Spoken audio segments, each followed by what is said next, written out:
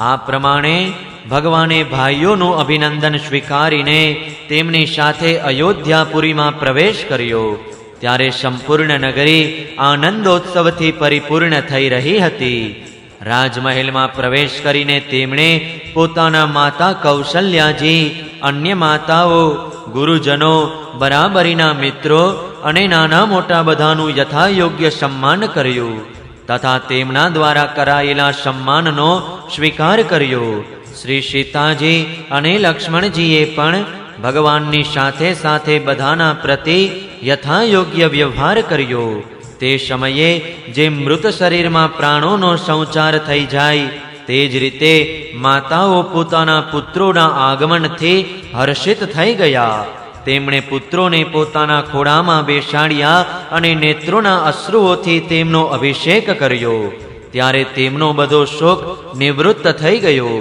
ત્યાર પછી વસિષ્ઠજીએ બીજા ગુરુજનો સાથે વિધિપૂર્વક ભગવાનની જટા ઉતરાવી અને બૃહસ્પતિએ જેવો ઇન્દ્રનો અભિષેક કર્યો હતો તે જ પ્રમાણે ચારે સમુદ્રના જળ વગેરેથી ભગવાન શ્રી રામચંદ્રજીનો અભિષેક કર્યો.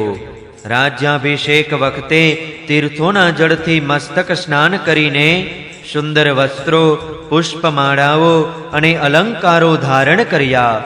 બધા ભાઈઓ અને જાનકીજીએ પણ સુંદર સુંદર વસ્ત્ર અને અલંકારો ધારણ કર્યા. તેમની સાથે ભગવાન શ્રી રામચંદ્રજી અત્યંત શોભવા લાગ્યા. ભરતજીએ તેમના ચરણોમાં પડીને તેમને પ્રસન્ન કર્યા અને તેમના આગ્રહ કરવાથી ભગવાન શ્રી રામે રાજ્ય સિંહાસનનો સ્વીકાર કર્યો. ત્યાર પછી તેઓ પોતપોતાના ધર્મમાં તત્પર તથા વર્ણાશ્રમના આચારને પાળનારી પ્રજાનું પિતા સમાન પાલન કરવા લાગ્યા. તેમની પ્રજા પણ તેમને પોતાના પિતા જ માનતી હતી.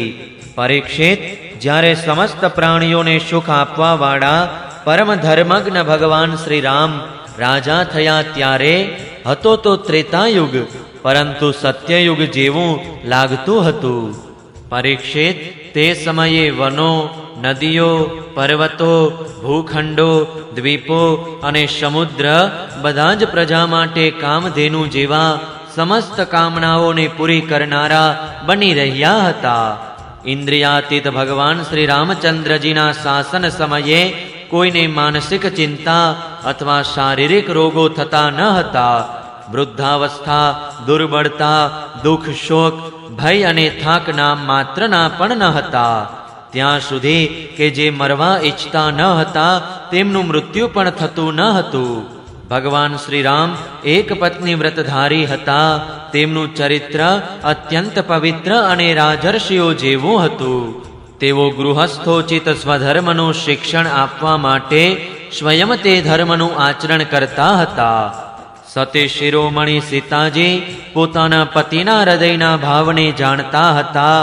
તેમણે પ્રેમથી, સેવાથી, શીલથી, અત્યંત વિનયથી તથા પોતાની બુદ્ધિ અને લજ્જા વગેરે ગુણોથી પોતાના પતિ ભગવાન શ્રી રામચંદ્રજીનું મન જીતી લીધું હતું. 9મા સ્કંદ અંતર્ગત શ્રી રામચરિત્રમાંનો 10મો અધ્યાય સમાપ્ત. જય શ્રી કૃષ્ણ. ઓમ નમો ભગવતે વાસુદેવાય. 11મો અધ્યાય ભગવાન શ્રી રામજીની શેષ લીલાઓનું વર્ણન. શ્રી શુકદેવજીએ કહ્યું, પરીક્ષિત, ભગવાન શ્રી રામે ગુરુ વશિષ્ઠને પોતાના આચાર્ય બનાવીને ઉત્તમ સામગ્રીઓથી યુક્ત યજ્ઞો દ્વારા પોતે પોતાના સર્વદેવમય આત્મ સ્વરૂપનું યજન કર્યું. તેમણે હોતાને પૂર્વ દિશા, બ્રહ્માને દક્ષિણ દિશા, અધ્વર્યુને પશ્ચિમ અને ઉદ્ગાતાને ઉત્તર દિશા આપી દીધી. તેની વચ્ચે જેટલી ભૂમિ શેષ રહી હતી તે તેમણે આચાર્યને આપી દીધી. તેમનો એવો નિશ્ચય હતો કે સંપૂર્ણ ભૂમંડળનો એકમાત્ર અધિકારી નિઃસ્પૃહ બ્રાહ્મણ જ છે. આ પ્રમાણે સમસ્ત ભૂમંડળનું દાન કરીને તેમણે પોતાના શરીરના વસ્ત્રો અને અલંકારો જ પોતાની પાસે રાખ્યા. આ જ પ્રમાણે મહારાણી સીતાજીની પાસે પણ માત્ર માંગલિક વસ્ત્ર અને આભૂષણો જ હતા. જ્યારે આચાર્ય વગેરે બ્રાહ્મણોએ જોયું કે ભગવાન શ્રી રામ તો બ્રાહ્મણોને જ પોતાના ઈષ્ટદેવ માને છે. તેમના હૃદયમાં બ્રાહ્મણોના પ્રતિ અનંત સ્નેહ છે. ત્યારે તેમનું હૃદય પ્રેમથી ભીંજાઈ ગયું. તેમણે પ્રસન્ન થઈને બધી પૃથ્વી ભગવાનને પાછી આપીને કહ્યું, પ્રભુ, આપ સઘળા લોકોના એકમાત્ર સ્વામી છો. આપ તો અમારા હૃદયમાં રહીને પોતાની જ્યોતિથી અજ્ઞાનરૂપી અંધકારનો નાશ કરી રહ્યા છો. આમ જોતા આપે અમને શું નથી આપ્યું? આપનું જ્ઞાન અનંત છે. પવિત્ર કીર્તિવાળા પુરુષોમાં આપ સર્વશ્રેષ્ઠ છો. જેવો કોઈને કોઈ પ્રકારની પીડા પહોંચાડતા નથી તેવા મહાત્માઓને આપે આપના ચરણકમળ આપી રાખ્યા છે. આમ હોવા છતાં પણ આપ બ્રાહ્મણોને પોતાના ઈષ્ટદેવ માનો છો. ભગવાન, આપના આ રામરૂપને અમે નમસ્કાર કરીએ છીએ. પરીક્ષિત, એકવાર પોતાની પ્રજાની સ્થિતિ જાણવા માટે ભગવાન શ્રી રામ રાત્રિના સમયે છુપાઈને કોઈને કહ્યા વિના નગરમાં ફરી રહ્યા હતા. તે સમયે તેમણે કોઈકની આ વાત સાંભળી. તે પોતાની પત્નીને કહી રહ્યો હતો, અરે, તું દુષ્ટ અને કુલટા છે. તું પારકા ઘરમાં રહીને આવી છે. સ્ત્રીલોભી રામ ભલેને સીતાને રાખે, પરંતુ હું તને રાખી શકું એમ નથી. ખરેખર બધા લોકોને પ્રસન્ન રાખવા એ સહેલું કામ નથી, કારણ કે મૂર્ખ લોકોનો તો તોટો નથી. જ્યારે ભગવાન શ્રી રામે ઘણા લોકોના મુખેથી આવી વાત સાંભળી, ત્યારે લોકાપવાદની ભીતિને કારણે તેમણે સીતાજીનો પરિત્યાગ કરી દીધો. ત્યારે સીતાજી વાલ્મીકી મુનિના આશ્રમમાં રહેવા લાગ્યા. સીતાજી તે સમયે ગર્ભવતી હતા. સમય આવ્યે તેમણે એકી સાથે 2 પુત્રોને જન્મ આપ્યો. તેમના નામ હતા કુશ અને લવ. વાલ્મીકી મુનિએ તેમના જાતકર્મ વગેરે સંસ્કાર કર્યા. લક્ષ્મણજીને 2 પુત્ર થયા, અંગદ અને ચિત્રકેતુ. પરીક્ષિત, આ જ પ્રમાણે ભરતજીને પણ 2 પુત્ર થયા. તેમના નામ તક્ષ અને પુષ્કલ હતા. શત્રુઘ્નજીને પણ 2 પુત્ર થયા, સુબાહુ અને શ્રુતસેન. ભરતજીએ દિગ્વિજયમાં કરોડો ગંધર્વોનો સંહાર કર્યો. તેમણે ગંધર્વોનું સઘળું ધન લાવીને પોતાના મોટા ભાઈ ભગવાન શ્રી રામની સેવામાં અર્પણ કર્યું. શત્રુઘ્નજીએ મધુવનમાં મધુના પુત્ર લવણ નામના રાક્ષસને મારીને ત્યાં મથુરા નામનું નગર વસાવ્યું. ભગવાન શ્રી રામ દ્વારા ત્યજી દીધેલા સીતાજીએ પોતાના પુત્રોને વાલ્મીકીના હાથમાં સોંપી દીધા અને ભગવાન શ્રી રામચંદ્રજીના ચરણોનું ધ્યાન કરતા કરતા તેઓ પૃથ્વી દેવીના લોકમાં સિધાવી ગયા. આ સમાચાર સાંભળીને ભગવાન શ્રી રામે પોતાના શોકના આવેગને પોતાના વિવેક દ્વારા રોકવાનો પ્રયત્ન કર્યો, પરંતુ પરમ સમર્થ હોવા છતાં પણ તેઓ તેને રોકી ન શક્યા, કેમ કે તેમને જાનકીજીના પવિત્ર ગુણોનું વારંવાર સ્મરણ થયા કરતું હતું. પરીક્ષિત, આ સ્ત્રી અને પુરુષનો સંબંધ સર્વત્ર આ જ પ્રમાણે દુઃખનું કારણ છે. આ વાત મોટા મોટા સમર્થ લોકો માટે પણ આવી જ છે. પછી ઘરમાં આસક્ત વિષયી પુરુષોનું તો કહેવું જ શું. આ પછી ભગવાન શ્રી રામે બ્રહ્મચર્ય ધારણ કરીને 13,000 વર્ષ સુધી અખંડ રૂપે અગ્નિહોત્ર વ્રત આચર્યું હતું. ત્યાર પછી પોતાનું સ્મરણ કરવાવાળા ભક્તોના હૃદયમાં પોતાના દંડકવનમાં કાંટાથી વિંધાયેલા ચરણ કમળોને સ્થાપિત કરીને તેઓ પોતાના સ્વયં પ્રકાશ પરમ જ્યોતિર્મય ધામમાં પધારી ગયા. પરીક્ષિત, ભગવાનના જેવું પ્રતાપશાળી અન્ય કોઈ નથી. પછી તેમનાથી ચઢિયાતું તો હોય જ ક્યાંથી. તેમણે દેવતાઓની પ્રાર્થનાથી આ લીલા વિગ્રહ ધારણ કર્યો હતો. આવી સ્થિતિમાં રઘુવંશ શિરોમણી ભગવાન શ્રી રામને માટે આ કોઈ મોટા ગૌરવની વાત નથી કે તેમણે અસ્ત્ર શસ્ત્રોથી રાક્ષસોનો સંહાર કર્યો અથવા સમુદ્ર ઉપર સેતુ નિર્માણ કર્યો. ખરેખર તેમણે શત્રુઓને મારવા માટે વાનરોની મદદની પણ શી જરૂર હતી. આ બધી તેમની લીલા છે. ભગવાન શ્રી રામનો નિર્મળ યશ સમસ્ત પાપોને નષ્ટ કરનારો છે. તેનો એટલો વિસ્તાર થયો છે કે દિગ્ગજોનું શ્યામ શરીર પણ ભગવાનના નિર્મળ યશની ઉજ્જવળતાથી ચમકી ઉઠે છે. આજે પણ મોટા મોટા ઋષિ મહર્ષિઓ રાજાઓની સભામાં તેનું ગાન કરે છે. સ્વર્ગના દેવતાઓ અને પૃથ્વીના રાજાઓ પોતાના સુંદર મુકટોથી તેમના ચરણકમળોની સેવા કરતા રહે છે. હું તે જ રઘુવંશ શિરોમણી ભગવાન શ્રી રામચંદ્રનું શરણ ગ્રહણ કરું છું. જેમણે ભગવાન શ્રી રામનું દર્શન અને સ્પર્શ કર્યા, તેમનો સહવાસ અથવા અનુગમન કર્યું, તે બધા જ તથા કૌશલ દેશના નિવાસીઓ પણ તે જ લોકમાં ગયા જ્યાં મોટા મોટા યોગીઓ યોગ સાધના દ્વારા જાય છે. જે પુરુષ પોતાના કાન દ્વારા ભગવાન શ્રી રામનું ચરિત્ર સાંભળે છે, તેને સરળતા, કોમળતા વગેરે ગુણોની પ્રાપ્તિ થાય છે. પરીક્ષિત, માત્ર એટલું જ નહીં, તે સઘળા કર્મ બંધનોથી મુક્ત થઈ જાય છે. રાજા પરીક્ષિતે પૂછ્યું, ભગવાન શ્રી રામ સ્વયં પોતાના ભાઈઓ સાથે કેવા પ્રકારનો વ્યવહાર કરતા હતા તથા ભરત વગેરે ભાઈઓ, પ્રજાજનો અને અયોધ્યાવાસી ભગવાન શ્રી રામ પ્રત્યે કેવો વર્તાવ કરતા હતા?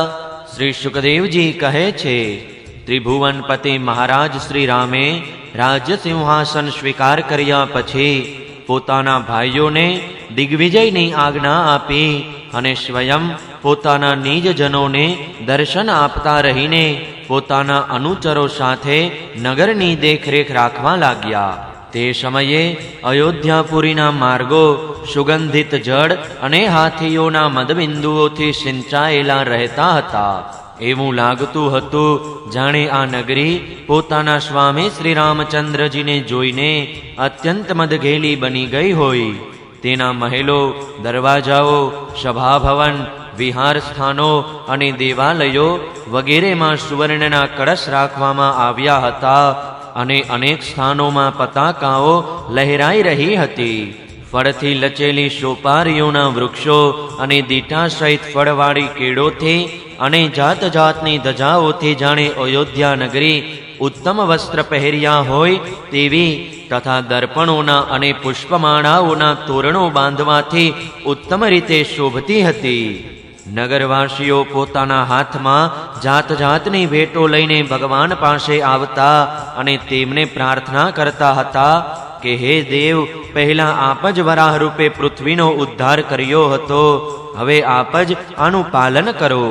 પરીક્ષિત, તે સમયે જ્યારે પ્રજાને ખબર પડતી કે ઘણા સમય પછી ભગવાન શ્રી રામ અહીં પધાર્યા છે, ત્યારે બધા જ સ્ત્રી પુરુષો તેમના દર્શનની લાલસાથી ઘર દ્વાર છોડીને દોડી જતા. તેઓ ઊંચી ઊંચી અટારીઓ પર ચડીને અતૃપ્ત નેત્રોથી કમલનયન ભગવાનને નિખારતા નિખારતા તેમના ઉપર પુષ્પો વરસાવતા હતા. આ પ્રમાણે પ્રજાનું નિરીક્ષણ કરીને ભગવાન પોતાના પૂર્વેના રાજાઓએ સેવેલા સમગ્ર અનંત કોષ ખજાનાઓથી ભરપૂર અને અનમોલ અનેક જાતના રાસ રચીલા વાળા પોતાના રાજ્ય ભવનમાં આવી જતા. મહેલોના દ્વારના ઉંબરા પરવાળના બનેલા હતા. ભવનોમાં વૈધુર્યમણીના સ્તંભોની હારમાળા હતી. સ્વચ્છ મરકત મણીની ભૂમિ હતી તથા સ્ફટિક મણીની દિવાલો હતી. રંગબેરંગી માળાઓ, પતાકાઓ, મણીઓનો પ્રકાશ, શુદ્ધ ચેતન જેવા ઉજ્જવળ મોતી, સુંદર સુંદર ભોગ સામગ્રી, સુગંધિત ધૂપ દીપ તથા પુષ્પોના આભૂષણોથી તે મહેલ ખૂબ શણગારેલા હતા. આભૂષણોને પણ સુંદર બનાવનારા દેવતાઓ જેવા સ્ત્રી પુરુષો સેવામાં લાગેલા રહેતા હતા. પરીક્ષિત, ભગવાન શ્રી રામ આત્મારામ જીતેન્દ્રિય પુરુષોના શિરોમણી છે. તે જ મહેલમાં તેઓ પોતાના પ્રાણપ્રિયા પ્રેમમય પત્ની શ્રી સીતાજીની સાથે વિહાર કરતા હતા. બધા જ સ્ત્રી પુરુષો જેમના ચરણ કમળોનું ધ્યાન કરતા રહે છે, તે જ ભગવાન શ્રી રામ ઘણા વર્ષો સુધી ધર્મની મર્યાદાનું પાલન કરતા રહીને સમયાનુસાર ભોગોનો ઉપભોગ કરતા રહ્યા. 9મા સ્કંદ અંતર્ગત શ્રી રામ ઉપાખ્યાનમાંનો 11મો અધ્યાય સમાપ્ત. જય શ્રી કૃષ્ણ. ઓમ નમો ભગવતે વાસુદેવાય. 12મો અધ્યાય ઇક્ષ્વાકુ વંશના શેષ રાજાઓનું વર્ણન. શ્રી સુખદેવજીએ કહ્યું, પરીક્ષિત, કુશનો પુત્ર અતિથિ થયો. તેનો નિષદ, નિષદનો નભ, નભનો પુંડરીક અને પુંડરીકનો પુત્ર ક્ષેમધનવા થયો. ક્ષેમધનવાનો દેવાનિક, દેવાનિકનો અનિહ, અનિહનો પારિયાત્ર, પારિયાત્રનો બલસ્થલ અને બલસ્થલનો પુત્ર થયો વજ્રનાભ. આ વજ્રનાભ સૂર્યનો અંશ હતો. વજ્રનાભથી ખગણ, ખગણથી વિદ્રુતિ અને વિદ્રુતિથી હિરણ્યનાભીની ઉત્પત્તિ થઈ. તે જૈમિનીનો શિષ્ય અને યોગાચાર્ય હતો. કોશલ દેશવાસી યાજ્ઞવલ્ક્ય ઋષિએ તેમની શિષ્યતા સ્વીકારીને તેમની પાસેથી અધ્યાત્મ યોગનું શિક્ષણ ગ્રહણ કર્યું હતું. તે યોગ હૃદયની ગ્રંથિને ખોલી નાખનારો અને પરમ સિદ્ધિ આપનારો છે. હિરણ્યનાભનો પુષ્ય, પુષ્યનો ધ્રુવસંધિ, ધ્રુવસંધિનો સુદર્શન, સુદર્શનનો અગ્નિવર્ણ, અગ્નિવર્ણનો શીઘ્ર અને શીઘ્રનો પુત્ર થયો મરુ. મરુએ યોગ સાધના દ્વારા સિદ્ધિ પ્રાપ્ત કરી અને તે આજ પણ કલાપ નામના ગામમાં રહે છે. કલિયુગના અંતમાં સૂર્યવંશ નષ્ટ થઈ જતા તે સૂર્યવંશને આગળ ચલાવશે. મરુથી પ્રસુશ્રુત, તેનાથી સંધિ અને સંધિથી અમરસણનો જન્મ થયો. અમરસણનો મહશ્વાન અને મહશ્વાનનો વિશ્વસાહ્વ, વિશ્વસાહ્વનો પ્રસેનજીત, પ્રસેનજીતનો તક્ષક અને તક્ષકનો પુત્ર બૃહદબલ થયો. પરીક્ષિત, આ જ બૃહદબલને તમારા પિતા અભિમન્યુએ યુદ્ધમાં મારી નાખ્યો હતો. પરીક્ષિત, ઇક્ષ્વાકુ વંશના આટલા રાજાઓ થઈ ચૂક્યા છે. હવે પછી થનારા રાજાઓના સંબંધમાં સાંભળો. બૃહદબલનો પુત્ર થશે બૃહદ્રણ. આ બૃહદ્રણનો ઉરુક્રિય, તેનો વત્સવૃદ્ધ, વત્સવૃદ્ધનો પ્રતિવ્યોમ, પ્રતિવ્યોમનો ભાનુ અને ભાનુનો પુત્ર થશે સેનાપતિ દિવાક. દિવાકનો વીર સહદેવ, સહદેવનો બૃહદશ્વ, બૃહદશ્વનો ભાનુમાન, ભાનુમાનનો પ્રતિકાશ્વ અને પ્રતિકાશ્વનો પુત્ર થશે સુપ્રતિક. સુપ્રતિકનો મેરુદેવ, મેરુદેવનો સુનક્ષત્ર, સુનક્ષત્રનો પુષ્કર, પુષ્કરનો અંતરિક્ષ, અંતરિક્ષનો સુતપા અને તેનો પુત્ર થશે અમિત્રજીત. અમિત્રજીતથી બૃહદ્રાજ, બૃહદ્રાજથી બર્હિ, બર્હિથી કૃતંજય, કૃતંજયથી રણંજય અને તેનાથી સંજય થશે. સંજયનો શાક્ય, તેનો શુદ્ધોદ અને શુદ્ધદનો લાંગલ, લાંગલનો પ્રસેનજીત અને પ્રસેનજીતનો પુત્ર ક્ષુદ્રક થશે. ક્ષુદ્રકથી રણક, રણકથી સુરથ અને સુરથથી આ વંશના અંતિમ રાજા સુમિત્રનો જન્મ થશે. આ બધા બૃહદબલના વંશધર હશે. ઇક્ષ્વાકુનો આ વંશ સુમિત્ર રાજા સુધી ચાલશે. ત્યાર પછી કલયુગમાં આ વંશ સમાપ્ત થઈ જશે. નવમા સ્કંદ અંતર્ગત ઇક્ષ્વાકુ વંશ વર્ણન નામનો 12મો અધ્યાય સમાપ્ત. જય શ્રી કૃષ્ણ. ઓમ નમો ભગવતે વાસુદેવાય. 13મો અધ્યાય રાજા નિમિના વંશનું વર્ણન. શ્રી શુકદેવજીએ કહ્યું, પરીક્ષિત, ઇક્ષ્વાકુના પુત્ર નિમિ હતા.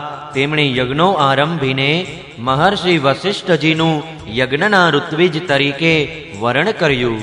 વસિષ્ઠજીએ કહ્યું કે રાજન, ઇન્દ્રે પોતાના યજ્ઞ માટે મારું પહેલેથી જ વરણ કર્યું છે.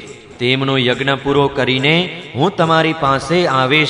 ત્યાં સુધી તમે મારી પ્રતીક્ષા કરજો. આ વાત સાંભળીને નિમિ રાજા કંઈ બોલ્યા નહીં અને વસિષ્ઠજી ઇન્દ્રનો યજ્ઞ કરવા ચાલ્યા ગયા.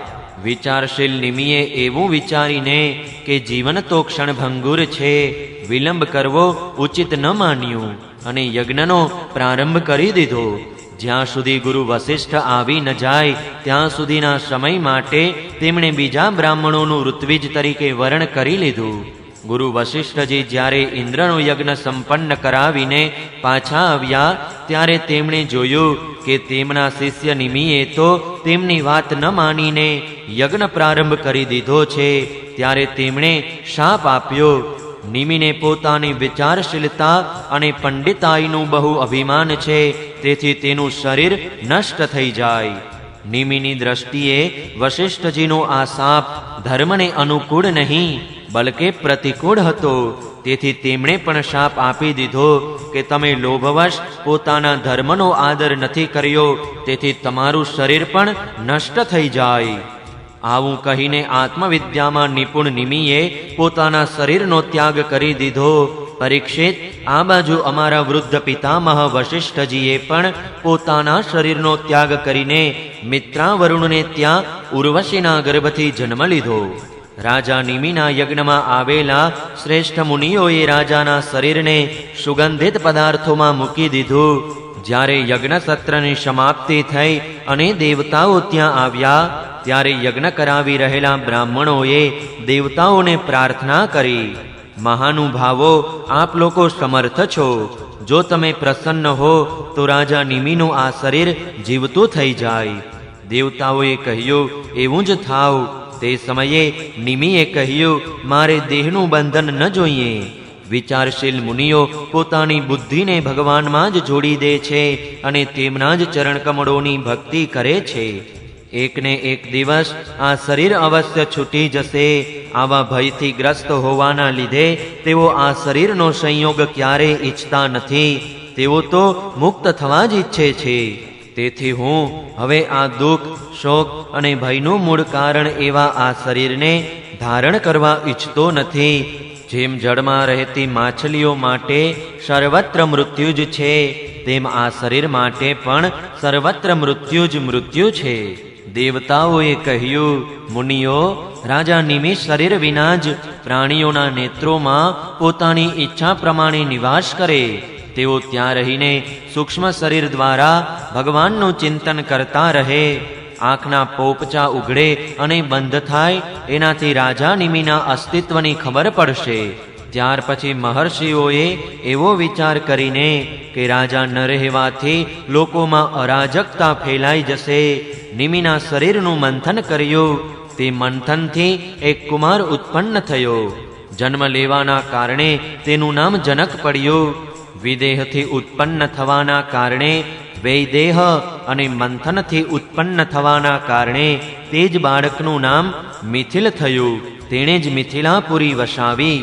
પરીક્ષિત, જનકનો ઉદાવસુ, તેનો નંદીવર્ધન, નંદીવર્ધનનો સુકેતુ, તેનો દેવરાત, દેવરાતનો બૃહદ્રથ, બૃહદ્રથનો મહાવીર્ય, મહાવીર્યનો સુધૃતિ, સુધૃતિનો ધુષ્ટકેતુ, ધુષ્ટકેતુનો હર્યશ્વ અને તેનો મરુ નામનો પુત્ર થયો. મરુનો પ્રતિપક, પ્રતિપકનો કૃતિરથ, કૃતિરથથી દેવમીઢ, દેવમીઢથી વિશ્રુત અને વિશ્રુતથી મહાધૃતિનો જન્મ થયો. મહાધૃતિનો કૃતિરાત, કૃતિરાતનો મહારોમા, મહારોમાનો સ્વર્ણરોમા અને સ્વર્ણરોમાનો પુત્ર થયો ગ્રસ્વરોમા. આ જ ગ્રસ્વરોમાના પુત્ર મહારાજ શિરધ્વજ હતા. તેઓ જ્યારે યજ્ઞ માટે પૃથ્વી ખેડી રહ્યા હતા, ત્યારે તેમના શિર એટલે કે હળના અગ્રભાગથી સીતાજી ઉત્પન્ન થયા. આ કારણે જ તેમનું નામ શિરધ્વજ પડ્યું. શિરધ્વજના કુશધ્વજ, કુશધ્વજના ધર્મધ્વજ અને ધર્મધ્વજને બે પુત્રો થયા, કૃતધ્વજ અને મિતધ્વજ. કૃતધ્વજના કેશીધ્વજ અને મિતધ્વજના ખાંડિક્ય થયા. પરીક્ષિત, કેશીધ્વજ આત્મવિદ્યામાં બહુ પ્રવીણ હતા. ખાંડિક્ય કર્મકાંડના મર્મગ્ન હતા.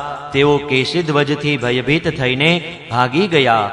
કેશીધ્વજનો પુત્ર ભાનુમાન અને ભાનુમાનનો પુત્ર શતદ્યુમ્ન હતો. શતદ્યુમ્નથી શુચિ, શુચિથી સનદ્વાજ, સનદ્વાજથી ઉર્ધ્વકેતુ, ઉર્ધ્વકેતુથી અજ, અજથી પુરુજિત, પુરુજિતથી અરિષ્ટનેમિ, અરિષ્ટનેમિથી શ્રુતાયુ, શ્રુતાયુથી શુપાર્શ્વક, શુપાર્શ્વકથી ચિત્રરથ અને ચિત્રરથથી મિથિલાપતિ ક્ષેમધીનો જન્મ થયો. ક્ષેમધીથી સમરથ, સમરથથી સત્યરથ, સત્યરથથી ઉપગુરુ અને ઉપગુરુથી ઉપગુપ્ત નામનો પુત્ર થયો. આ ઉપગુપ્ત અગ્નિનો અંશ હતો. ઉપગુપ્તનો વશવંત, વશવંતનો યુયુધ, યુયુધનો શુભાષણ, શુભાષણનો શ્રુત, શ્રુતનો જય, જયનો વિજય અને વિજયનો ઋત નામનો પુત્ર થયો. ઋતનો શુનક, શુનકનો વિતહવ્ય, વિતહવ્યનો ધૃતિ, ધૃતિનો બહુલાશ્વ, બહુલાશ્વનો કૃતિ અને કૃતિનો પુત્ર થયો મહાવશી. પરીક્ષિત, આ મિથિલના વંશમાં ઉત્પન્ન થયેલા બધા રાજાઓ મૈથિલ કહેવાય છે. આ બધા જ આત્મજ્ઞાની અને ગૃહસ્થાશ્રમમાં રહેવા છતાં પણ સુખ દુઃખ વગેરે દ્વંદ્વોથી મુક્ત હતા. કેમ ન હોય? યાજ્ઞવલ્ક્ય જેવા મોટા મોટા યોગેશ્વરોની તેમના પર મહાન કૃપા હતી. નવમા સ્કંદ અંતર્ગત નિમિ વંશાનું વર્ણન નામનો 13મો અધ્યાય સમાપ્ત. જય શ્રી કૃષ્ણ. ઓમ નમો ભગવતે વાસુદેવાય. 14મો અધ્યાય ચંદ્રવંશનું વર્ણન. શ્રી શુકદેવજીએ કહ્યું, પરીક્ષિત, હવે હું તમને ચંદ્રમાના પવિત્ર વંશનું વર્ણન સંભળાવું છું. આ વંશમાં પુરુરવા વગેરે મોટા મોટા પવિત્ર કીર્તિ રાજાઓનું યશગાન કરવામાં આવે છે. હજારો મસ્તકવાળા વિરાટ પુરુષ નારાયણના નાભી સરોવરના કમળમાંથી બ્રહ્માજી ઉત્પન્ન થયા. બ્રહ્માજીના પુત્ર થયા અત્રિ. તેઓ પોતાના ગુણોને કારણે બ્રહ્માજી જેવા જ હતા. તે જ અત્રિના નેત્રોમાંથી અમૃતમય ચંદ્રમાનો જન્મ થયો. બ્રહ્માજીએ ચંદ્રમાને બ્રાહ્મણો, ઔષધિઓ અને નક્ષત્રોના અધિપતિ બનાવ્યા. તેમણે ત્રણેય લોક ઉપર વિજય પ્રાપ્ત કર્યો અને રાજસૂય યજ્ઞ કર્યો. તેથી તેમનું અભિમાન વધી ગયું અને તેમણે બળપૂર્વક બૃહસ્પતિજીના પત્ની તારાનું હરણ કર્યું. દેવગુરુ બૃહસ્પતિજીએ પોતાની પત્નીને પાછા આપી દેવા માટે તેમની પાસે વારંવાર યાચના કરી, પરંતુ તેઓ એટલા મદાંધ થઈ ગયા હતા કે તેમણે કોઈ રીતે બૃહસ્પતિજીના પત્નીને પાછા ન આપ્યા. આના કારણે દેવતા અને દાનવો વચ્ચે ઘોર સંગ્રામ થયો. શુક્રાચાર્યજીએ બૃહસ્પતિજી પરના દ્વેષને કારણે અસુરો સહિત ચંદ્રમાનો પક્ષ લીધો અને મહાદેવજીએ સ્નેહવત સમસ્ત ભૂતગણો સાથે પોતાના વિદ્યાગુરુ અંગિરાજીના પુત્ર બૃહસ્પતિજીનો પક્ષ લીધો. આ પ્રમાણે તારા એટલે કે બૃહસ્પતિજીના પત્નીના નિમિત્તથી દેવતાઓ અને અસુરોનો સંહાર કરનારો ઘોર સંગ્રામ થયો. ત્યાર પછી અંગિરા ઋષિએ બ્રહ્માજી પાસે જઈને આ યુદ્ધ રોકવાની પ્રાર્થના કરી.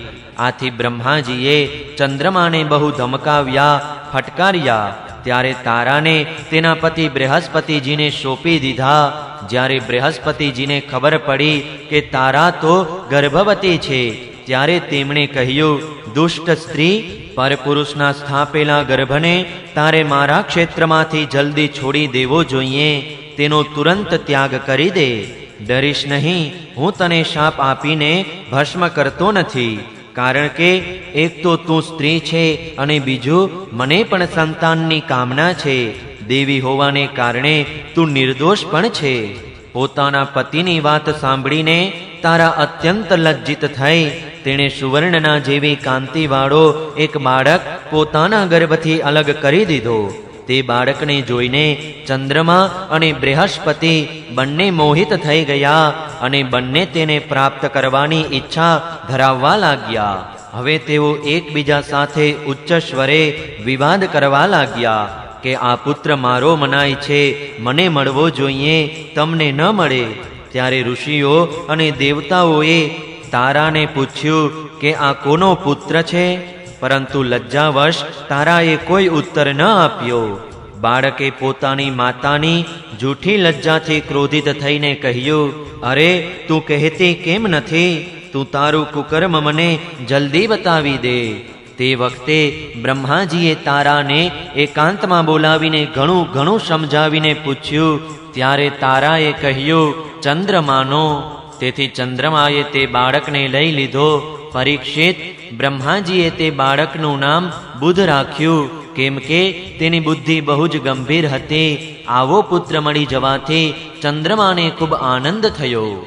પરીક્ષિત, બુધ દ્વારા ઈલાના ગર્ભથી પુરુરવાનો જન્મ થયો એ વાત હું તમને પહેલા કહી ચૂક્યો છું. એકવાર ઇન્દ્રની સભામાં દેવર્ષિ નારદજી પુરુરવાના રૂપ, ગુણ, ઉદારતા, શીલ સ્વભાવ, ધન સંપત્તિ અને પરાક્રમનું ગાન કરી રહ્યા હતા. તે સાંભળીને ઉર્વશીના મનમાં કામભાવનો ઉદય થઈ ગયો અને તેનાથી પીડિત થઈને તે દેવાંગના પુરુરવા પાસે ચાલી આવી.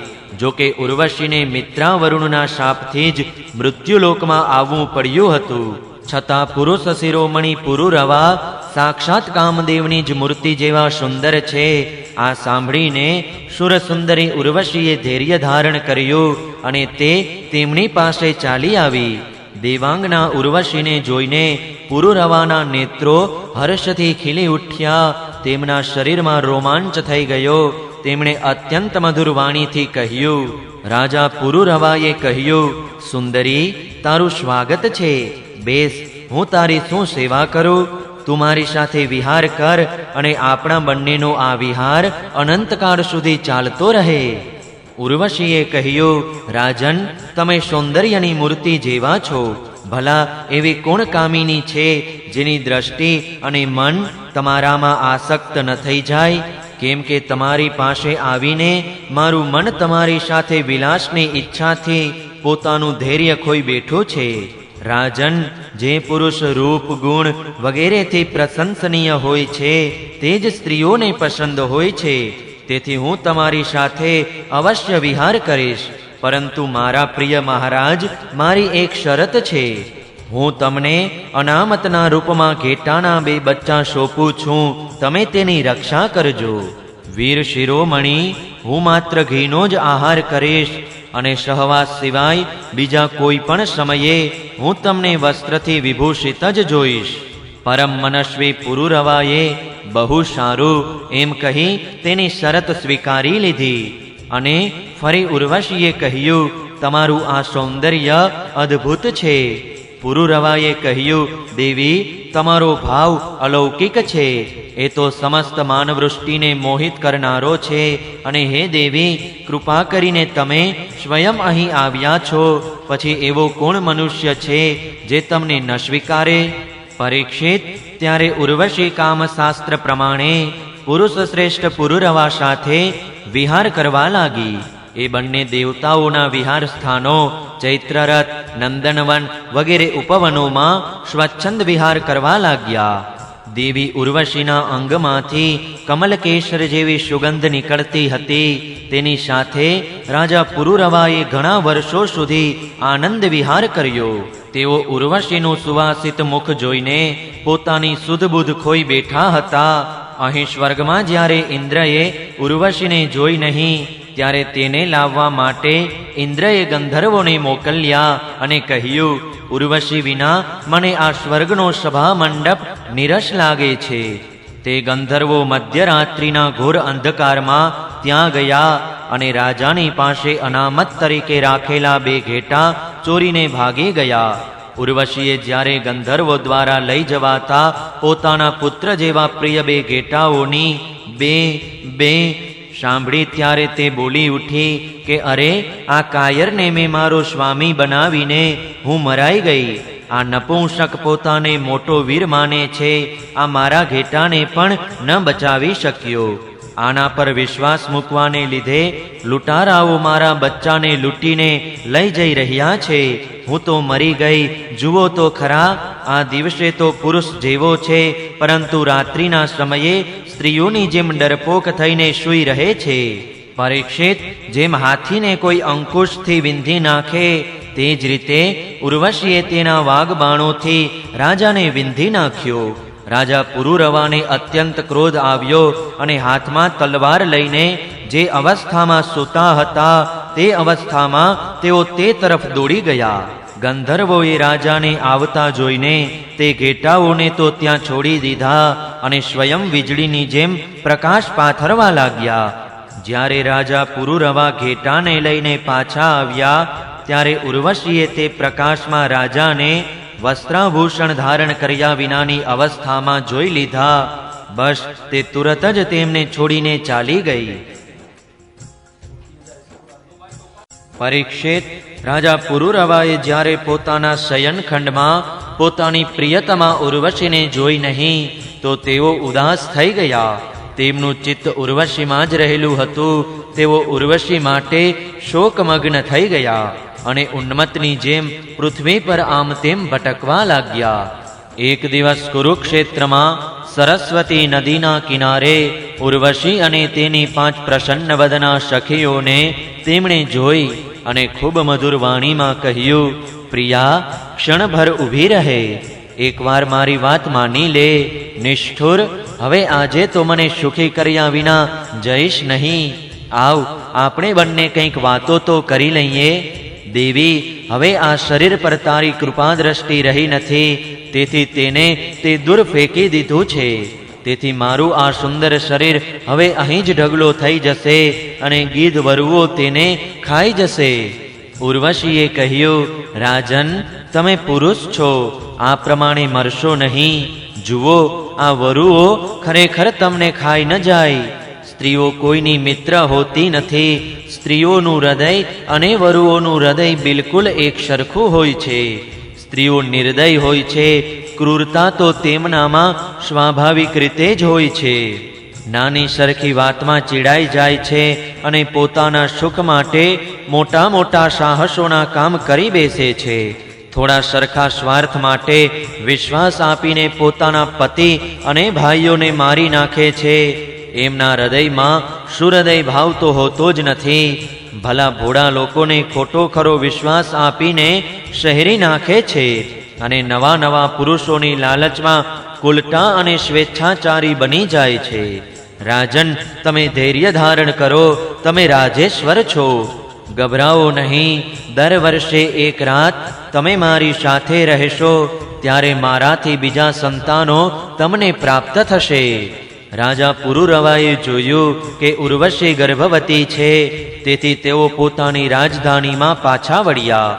1 વર્ષ પછી પાછા ત્યાં ગયા ત્યારે ઉર્વશી એક વીરપુત્રની માતા બની ચૂકી હતી. ઉર્વશીના મળવાથી પુરુરવાને બહુ આનંદ થયો અને એક રાત તેઓ તેની સાથે રહ્યા. પ્રાતઃકાળમાં જ્યારે તેઓ વિદાય થવા લાગ્યા ત્યારે વિરહના દુઃખથી તેઓ અત્યંત રાખ બની ગયા. ઉર્વશીએ તેમને કહ્યું, તમે આ ગંધર્વોની સ્તુતિ કરો, ઈચ્છે તો તેઓ તમારા હાથમાં મને સોંપી શકે છે. ત્યારે રાજાએ ગંધર્વોની સ્તુતિ કરી. પરીક્ષિત, રાજા પુરુરવાની સ્તુતિથી પ્રસન્ન થઈને ગંધર્વોએ તેમને એક અગ્નિસ્થાલી એટલે કે અગ્નિસ્થાપન કરવાનું પાત્ર આપ્યું. રાજા તેને જ ઉર્વશી સમજ્યા, તેથી તેને હૃદય સાથે લગાડીને એક વનથી બીજા વનમાં ઘૂમવા લાગ્યા. જ્યારે તેમને ભાન આવ્યું ત્યારે તેઓ તે સ્થાલી એટલે કે પાત્રને વનમાં છોડીને પોતાના નગરમાં પાછા આવ્યા અને રાત્રિના સમયે ઉર્વશીનું ધ્યાન કરતા રહ્યા. આ રીતે જ્યારે ત્રેતાયુગનો પ્રારંભ થયો ત્યારે તેમના હૃદયમાં 3 વેદ પ્રગટ્યા. પછી તેઓ તે સ્થાન પર ગયા જ્યાં તેમણે અગ્નિપાત્ર છોડ્યું હતું. હવે તે સ્થાન પર શમી વૃક્ષના ગર્ભમાં એક પીપળાનું વૃક્ષ ઉગી નીકળ્યું હતું. તેને જોઈને તેમણે તેનાથી 2 અરણી કાષ્ઠ બનાવ્યા. પછી તેમણે ઉર્વશી લોકની કામનાથી નીચેના અરણીને ઉર્વશી અને ઉપરના અરણીને પુરુરવા અને વચ્ચેના કાષ્ટને પુત્ર રૂપે ચિંતન કરતા રહીને અગ્નિ પ્રજ્વલિત કરનારા મંત્રોથી મંથન કર્યું. તેમના મંથનથી જાતવેદા નામનો અગ્નિ પ્રગટ થયો. રાજા પુરુરવાએ અગ્નિ દેવતાને ત્રૈવિદ્યા દ્વારા આહ્વનીય, આર્હપત્ય અને દક્ષિણાગ્નિ આ 3 ભાગમાં વિભક્ત કરીને પુત્ર રૂપે સ્વીકાર કરી લીધો. પછી ઉર્વશી લોકની ઈચ્છાથી પુરુરવાએ તે 3 અગ્નિઓ દ્વારા સર્વદેવ સ્વરૂપ ઇન્દ્રિયાતીત અગ્નિપતિ ભગવાન શ્રી હરિનું યજન કર્યું. પરીક્ષિત, ત્રેતાયુગ પહેલા સત્યયુગમાં એકમાત્ર પ્રણવ એટલે કે ઓમકાર જ વેદ હતો. બધા વેદ શાસ્ત્રો તેના જ અંતર્ભૂત હતા. દેવતા એકમાત્ર નારાયણ હતા, બીજું કોઈ ન હતું. અગ્નિ પણ 3 નહીં, માત્ર એક જ હતો અને વર્ણ પણ માત્ર એક હંસ જ હતો. પરીક્ષિત, ત્રેતાના પ્રારંભમાં પુરુરવાથી જ વેદત્રયી અને અગ્નિત્રયીનો આવિર્ભાવ થયો. રાજા પુરુરવાએ અગ્નિનો સંતાન રૂપે સ્વીકાર કરીને ગંધર્વલોકની પ્રાપ્તિ કરી. નવમા સ્કંધ અંતર્ગત ઐલ ઉપાખ્યાનમાંનો 14મો અધ્યાય સમાપ્ત. જય શ્રી કૃષ્ણ. ઓમ નમો ભગવતે વાસુદેવાય. 15મો અધ્યાય રુચિક, જમદગ્નિ અને પરશુરામજીનું ચરિત્ર. શ્રી સુખદેવજીએ કહ્યું, પરીક્ષિત, ઉર્વશીના ગર્ભથી પુરુરવાના 6 પુત્રો થયા. આયુ, શ્રુતાયુ, સત્યાયુ, રય, વિજય અને જય. શ્રુતાયુનો પુત્ર વસુમાન હતો. સત્યાયુનો શ્રુતંજય, રયનો એક નામનો તથા જયનો અમિત, વિજયનો ભીમ, ભીમનો કાંચન, કાંચનનો હોત્ર અને હોત્રનો પુત્ર હતો જહનુ. આ જહનુ તે જ હતા જેઓ ગંગાજીને પોતાની અંજલિમાં લઈને પી ગયા હતા. જહનુનો પુત્ર હતો પુરુ, પુરુનો હતો બલાક અને બલાકનો અજક, અજકનો કુશ હતો. કુશના 4 પુત્રો હતા, કુશાંબુ, તનય, વસુ અને કુશનાભ. આમનામાં કુશાંબુના પુત્ર ગાધી થયા. પરીક્ષિત, ગાધીની કન્યાનું નામ સત્યવતી હતું. રુચિક ઋષિએ ગાધી પાસે તેમની કન્યાની માગણી કરી. ગાધીએ તેમની કન્યાને યોગ્ય ન માનીને રુચિકને કહ્યું, મુનિવર, અમે લોકો કુશિક વંશના છીએ. અમારી કન્યા મળવી મુશ્કેલ છે. તેથી તમે 1000 એવા ઘોડા લાવીને મને કિંમત રૂપે આપો કે જેમનું પુરુષ શરીર તો શ્વેત હોય, પરંતુ તેમનો એક કાન શ્યામવર્ણનો હોય.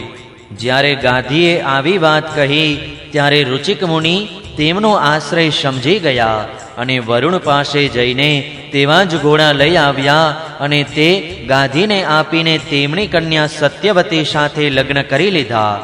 એકવાર મહર્ષિ રુચિક પાસે તેમની પત્ની અને સાસુ બંનેએ પુત્ર પ્રાપ્તિ માટે પ્રાર્થના કરી. મહર્ષિ રુચિકે તેમની પ્રાર્થના સ્વીકારીને બંને માટે અલગ અલગ મંત્રોથી ચરુ સિદ્ધ કર્યા અને સ્નાન કરવા માટે ચાલ્યા ગયા. ઋષિએ તેમની પત્ની માટે શ્રેષ્ઠ ચરુ સિદ્ધ કર્યા હશે એવું સમજીને સત્યવતીના માએ તે ચરુ સત્યવતી પાસેથી માગી લીધો. સત્યવતીએ પોતાનો ચરુ તો માને આપી દીધો અને માનો ચરુ તે પોતે ખાઈ ગઈ. જ્યારે રુચિક મુનિને આ વાતની ખબર પડી ત્યારે તેમણે સત્યવતીને કહ્યું, તે ભારે અનર્થ કરી નાખ્યો. હવે તારો પુત્ર તો લોકોને દંડ દેનારો અને ઘોર પ્રકૃતિનો થશે અને તારો ભાઈ એક બ્રહ્મવેતા થશે. સત્યવતીએ રુચિક મુનિને પ્રસન્ન કરીને પ્રાર્થના કરી કે સ્વામી, આમ ન થવું જોઈએ. ત્યારે તેમણે કહ્યું, સારું, પુત્રના બદલે તારો પૌત્ર તેવો થશે. સમય પર સત્યવતીના ગર્ભથી જમદગ્નિનો જન્મ થયો. સત્યવતી સમસ્ત લોકોને પવિત્ર કરનારી પરમ પુણ્યમય કૌશિકી નદી બની ગઈ. રેણુ ઋષિની કન્યા રેણુકા સાથે જમદગ્નિ ઋષિએ લગ્ન કર્યા.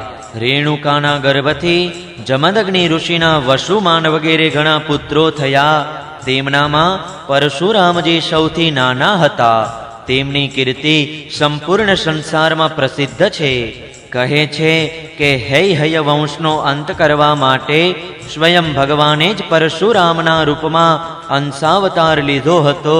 તેમણે આ પૃથ્વીને 21 વાર નિઃક્ષત્રિય કરી હતી. જો કે ક્ષત્રિયોનો અપરાધ તો થોડો હતો, પરંતુ તેઓ બ્રાહ્મણો સાથે વેર રાખતા હતા અને સ્વભાવે દુષ્ટ, બ્રાહ્મણોના અભક્ત, રજોગુણી અને ખાસ કરીને તમોગુણી બની ગયા હતા. આ જ કારણે તેઓ પૃથ્વીને ભારરૂપ બની ગયા હતા અને એના ફળ સ્વરૂપે ભગવાન પરશુરામે તેમનો નાશ કરીને પૃથ્વીનો ભાર ઉતારી દીધો. રાજા પરીક્ષિતે પૂછ્યું, ભગવાન, ખરેખર એ સમયના ક્ષત્રિયો વિષયોલોલુપ થઈ ગયા હતા, પરંતુ તેમણે પરશુરામજીનો એવો કયો અપરાધ કરી નાખ્યો જેના કારણે તેમણે વારંવાર ક્ષત્રિયોના વંશનો સંહાર કર્યો? શ્રી સુખદેવજી કહેવા લાગ્યા, પરીક્ષિત, તે સમયમાં હૈહય વંશનો અધિપતિ અર્જુન હતો. તે એક શ્રેષ્ઠ ક્ષત્રિય હતો. તેણે અનેક પ્રકારની સેવા શુશ્રૂષા કરીને ભગવાન નારાયણના અંશાવતાર દત્તાત્રેયજીને પ્રસન્ન કરી લીધા અને તેમની પાસે 1000 ભુજાઓ તથા કોઈ પણ શત્રુ યુદ્ધમાં પરાજિત કરી ન શકે એવું વરદાન પ્રાપ્ત કરી લીધું. સાથે સાથે ઇન્દ્રિયોમાં અપાર બળ, અતુલ સંપત્તિ, તેજસ્વીતા, વીરતા, કીર્તિ અને શારીરિક બળ પણ તેણે દત્તાત્રેય ભગવાનની કૃપાથી પ્રાપ્ત કરી લીધા હતા. તે યોગેશ્વર બની ગયો હતો. તેનામાં એવું ઐશ્વર્ય હતું કે તે સૂક્ષ્મથી સૂક્ષ્મ, સ્થૂળથી સ્થૂળ રૂપ ધારણ કરી લેતો હતો. બધી સિદ્ધિઓ તેને પ્રાપ્ત હતી. તે સંસારમાં વાયુની જેમ વિના અવરોધ વિચરતો હતો. એકવાર ગળામાં વૈજયંતી માળા પહેરીને સહસ્રબાહુ અર્જુન ઘણી બધી સુંદરીઓ સાથે નર્મદા નદીમાં જલવિહાર કરી રહ્યો હતો. તે સમયે મદમસ્ત સહસ્રબાહુએ પોતાની ભુજાઓથી નદીનો પ્રવાહ રોકી લીધો. દશમુખ રાવણની છાવણી પણ ત્યાં ક્યાંક પાસે જ હતી. નદીનો પ્રવાહ ઉલટો વહેવા લાગ્યો, જેથી રાવણની છાવણી ડૂબવા લાગી. રાવણ પોતાને બહુ મોટો બળવાન તો માનતો જ હતો, તેથી સહસ્રબાહુનું આ પરાક્રમ તે સાંખી શક્યો નહીં. જ્યારે રાવણ સહસ્રબાહુ પાસે જઈને ગમે તેમ બોલવા લાગ્યો, ત્યારે સહસ્રબાહુએ સ્ત્રીઓની સામે જ સહજતાથી રાવણને પકડી લીધો અને પોતાની રાજધાની મહિષ્મતીમાં લઈ જઈને વાંદરાની જેમ પૂરી દીધો. પાછળથી પુલત્સજીના કહેવાથી તેમણે રાવણને છોડી દીધો. એક દિવસ સહસ્રબાહુ અર્જુન શિકાર કરવા માટે વિશાળ અને ઘોર જંગલમાં નીકળી ગયો. દૈવવસ્તે જમદગ્નિ મુનિના આશ્રમ પર જઈ પહોંચ્યો. પરમ તપસ્વી જમદગ્નિ મુનિના આશ્રમમાં કામધેનુ રહેતી હતી. કામધેનુના પ્રભાવથી જમદગ્નિ મુનિએ સેના, મંત્રીઓ અને વાહનો સાથે આવેલા હૈહયાધિપતિનો ભારે આદર સત્કાર કર્યો. વીર હૈયાધિપતિએ જોયું કે જમદગ્નિ મુનિનું ઐશ્વર્ય તો મારાથી પણ ચઢિયાતું છે. તેથી મુનિના સ્વાગત સત્કારને આદર ન આપતા કામધેનુને લઈ લેવાનો મનસુબો કર્યો. તેણે અભિમાનવશ જમદગ્નિ મુનિ પાસે માગ્યા વિના જ પોતાના સેવકોને આજ્ઞા કરી કે કામધેનુને આંચકીને સાથે લઈ ચાલો. તેની આજ્ઞાથી તેના સેવકો વાછરડા સાથે બાહ બાહ ભાંભરતી કામધેનુને બળપૂર્વક માહિષ્મતીપુરી લઈ ચાલ્યા. જ્યારે તે બધા ચાલ્યા ગયા, ત્યારે પરશુરામજી આશ્રમ પર આવ્યા અને તેની દુષ્ટતાના સમાચાર સાંભળી લાત મારતા સર્પની માફક કોપી ઉઠ્યા. તેઓ પોતાની ભયંકર ફરસી, તરકશ, ઢાલ અને ધનુષ્ય લઈને અત્યંત વેગથી વિકરાળ સિંહ જેમ મહાન હાથીની પાછળ દોડે તેમ તેની પાછળ દોડ્યા. સહસ્રબાહુ અર્જુન હજી પોતાના નગરમાં પ્રવેશ જ કરી રહ્યો હતો કે તેણે જોયું પરશુરામજી મહારાજ અત્યંત વેગથી તેની તરફ આવી રહ્યા છે. તે દ્રશ્ય બહુ જ વિલક્ષણ હતું. તેમણે હાથમાં ધનુષ્ય બાણ અને ફરસી ધારણ કરેલા હતા. શરીર પર કાળું મૃગચર્મ ધારણ કરેલું હતું અને તેમની જટા સૂર્યના કિરણની જેમ પ્રકાશિત થઈ રહી હતી. તેમને જોતા જ સહસ્રબાહુએ ગદા, ખડગ, બાણ, વૃષ્ટિ, શતઘ્નિ અને શક્તિ વગેરે આયુધોથી સજાવેલી અને હાથી, ઘોડા, રથ તથા પાયદળ સાથે અતિ ભયંકર 17 અક્ષૌહિણી સેના મોકલી. ભગવાન પરશુરામે અનાયાસે જ એકલા હાથે તે સંપૂર્ણ સેનાનો સંહાર કરી નાખ્યો. ભગવાન પરશુરામજીની ગતિ મન અને વાયુ જેવી હતી. બસ તેઓ શત્રુ સેનાનો સંહાર કરતા જ જઈ રહ્યા હતા. જ્યાં જ્યાં પોતાની ફરસીનો પ્રહાર કરતા ત્યાં ત્યાં સારથી અને વાહનો સાથે મોટા મોટા વીરોની ભુજાઓ અને ખભા કપાઈ કપાઈને પૃથ્વી પર પડી રહ્યા હતા. હૈહયાધિપતિ અર્જુને જોયું કે મારી સેનાના સૈનિકો તેમના ધનુષ્ય, ધજાઓ અને ઢાલો ભગવાન પરશુરામના ફરસી અને બાણોથી સતત રીતે કપાઈને લોહીથી લથપથ રણભૂમિમાં પડી ગયા છે, ત્યારે તેને અત્યંત ક્રોધ આવ્યો અને તે સ્વયં યુદ્ધ કરવા માટે આવી ઊભો. તેણે એક સાથે પોતાની 1000 ભુજાઓથી 500 ધનુષ્ય પર બાણ ચડાવ્યા અને પરશુરામજી ઉપર છોડ્યા. પરંતુ પરશુરામજી તો સમસ્ત શસ્ત્રધારીઓના શિરોમણી છે. તેમણે પોતાના એક ધનુષ્ય પર છોડેલા બાણથી એકી સાથે બધાને કાપી નાખ્યા. હવે હે હયાધિપતિ પોતાના હાથથી પર્વતો અને વૃક્ષો ઉખાડીને ખૂબ વેગથી યુદ્ધભૂમિમાં પરશુરામજી તરફ દોડ્યો. પરંતુ પરશુરામજીએ પોતાની તીક્ષ્ણ ધારવાળી ફરસીથી ખૂબ જ સ્ફૂર્તિ સાથે તેની સર્પો જેવી ભુજાઓ કાપી નાખી. જ્યારે તેની ભુજાઓ કપાઈ ગઈ ત્યારે તેમણે પર્વતના શિખરની જેમ તેનું ઊંચું મસ્તક ધડથી અલગ કરી નાખ્યું. પિતાના મરી જવાથી તેના 10,000 પુત્રો ભયભીત થઈને ભાગી ગયા. પરીક્ષિત, વિપક્ષી વીરોના સંહારક પરશુરામજીએ વાછડા અને કામધેનુ પાછી મેળવી લીધી. કામધેનુ અત્યંત દુઃખી થઈ રહી હતી. તેમણે તેને આશ્રમ પર લાવીને પિતાજીને સોંપી દીધી અને માહિષ્મતીમાં સહસ્ત્રબાહુ સાથે તથા પોતે જે યુદ્ધ કર્મ કર્યું તે પોતાના પિતાને અને ભાઈઓને કહી સંભળાવ્યું. બધું સાંભળીને જમદગ્નિ મુનિએ કહ્યું, અરે રે પરશુરામ, તે મોટું પાપ કર્યું છે. રામ રામ, તું મહાન વીર છે, પરંતુ સર્વદેવમય રાજાનો તે વ્યર્થ નાશ કર્યો. બેટા, આપણે બ્રાહ્મણ છીએ. ક્ષમાના પ્રભાવથી જ આપણે સંસારમાં પૂજનીય બન્યા છીએ. બીજું તો શું કહું, આપણા સૌના દાદા બ્રહ્માજી પણ ક્ષમાના બળથી જ બ્રહ્મપદને પ્રાપ્ત થયા છે. બ્રાહ્મણોની શોભા ક્ષમા દ્વારા જ સૂર્યની પ્રભા જેવી પ્રકાશે છે. સર્વશક્તિમાન ભગવાન શ્રી હરિ પણ ક્ષમા ધરાવનારાઓ ઉપર જ શીઘ્ર પ્રસન્ન થાય છે. બેટા, સાર્વભૌમ રાજાનો વધ બ્રહ્મ હત્યાથી પણ અધિક છે. માટે ભગવાનમાં મન પૂરવીને તીર્થ સેવન કરી એ પાપોનો નાશ કર. 9મા સ્કંદ અંતર્ગત 15મો અધ્યાય સમાપ્ત. જય શ્રી કૃષ્ણ. ઓમ નમો ભગવતે વાસુદેવાય. 16મો અધ્યાય. પરશુરામજીએ કરેલો ક્ષત્રિય સંહાર અને વિશ્વામિત્રજીના વંશની કથા. શ્રી સુખદેવજી કહે છે, પરીક્ષિત, પોતાના પિતાના ઉપદેશને ભગવાન પરશુરામે જેવી આજ્ઞા કહીને સ્વીકારી લીધો. ત્યાર પછી તેઓ 1 વર્ષ સુધી તીર્થયાત્રા કરીને પોતાના આશ્રમ પર પાછા આવ્યા. એક દિવસની વાત છે. પરશુરામજીના માતા રેણુકા ગંગા કિનારે ગયા હતા.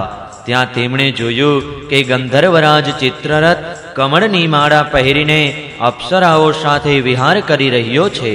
તેઓ જળ લેવા માટે નદી કિનારે ગયા હતા, પરંતુ ત્યાં જલક્રીડા કરી રહેલા ગંધર્વને જોવા લાગ્યા અને પતિદેવના હવનનો સમય થઈ ગયો છે એ વાત ભૂલી ગયા. તેમનું મન કંઈક અંશે ચિત્રરથ તરફ ખેંચાઈ પણ ગયું હતું.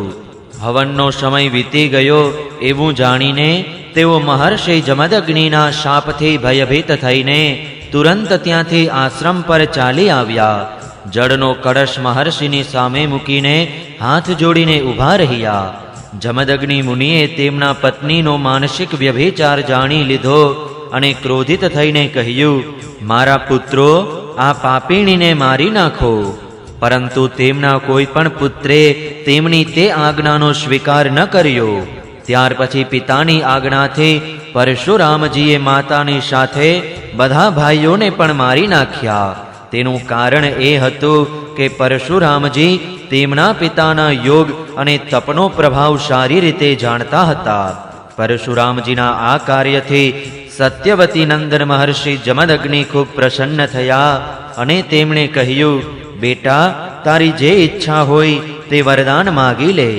પરશુરામજીએ કહ્યું, પિતાજી, મારા માતા અને બધા ભાઈઓ જીવતા થઈ જાય તથા તેમને એ વાતનું સ્મરણ ન રહે કે મેં તેમને માર્યા હતા. પરશુરામજીના આ પ્રમાણે કહેતા જ જેમ કોઈ નિદ્રામાંથી ઉઠે તેમ બધા જ અનાયાસે સકુશળ ઊભા થઈ ગયા. પરશુરામજીએ પોતાના પિતાજીનું તપોબળ જાણીને જ તો પોતાના સ્વજનોનો વધ કર્યો હતો. પરીક્ષિત સહસ્રબાહુના જે પુત્રો પરશુરામજીથી હારીને ભાગી ગયા હતા તેમને તેમના પિતાના વધની સ્મૃતિ કાયમ રહેતી હતી. ક્યાંય એક ક્ષણ માટે પણ તેમને શાંતિ ન હતી. એક દિવસ પરશુરામજી પોતાના ભાઈઓ સાથે આશ્રમની બહાર ગયા હતા. આ મોકો સાધીને વેરનો બદલો લેવા માટે સહસ્રબાહુના પુત્રો ત્યાં આવી પહોંચ્યા. તે વખતે મહર્ષિ જમદગ્નિ અગ્નિશાળામાં બેઠા હતા અને પોતાની બધી વૃત્તિઓથી પવિત્ર કીર્તિ ભગવાનના જ ચિંતનમાં મગ્ન થઈ રહ્યા હતા. તેમણે બહારની કોઈ શુદ્ધ ન હતી. તે સમયે તે પાપાત્માઓએ જમદગ્નિ ઋષિને મારી નાખ્યા. તેમણે અગાઉથી જ આવો પાપયુક્ત વિચાર કરી રાખ્યો હતો.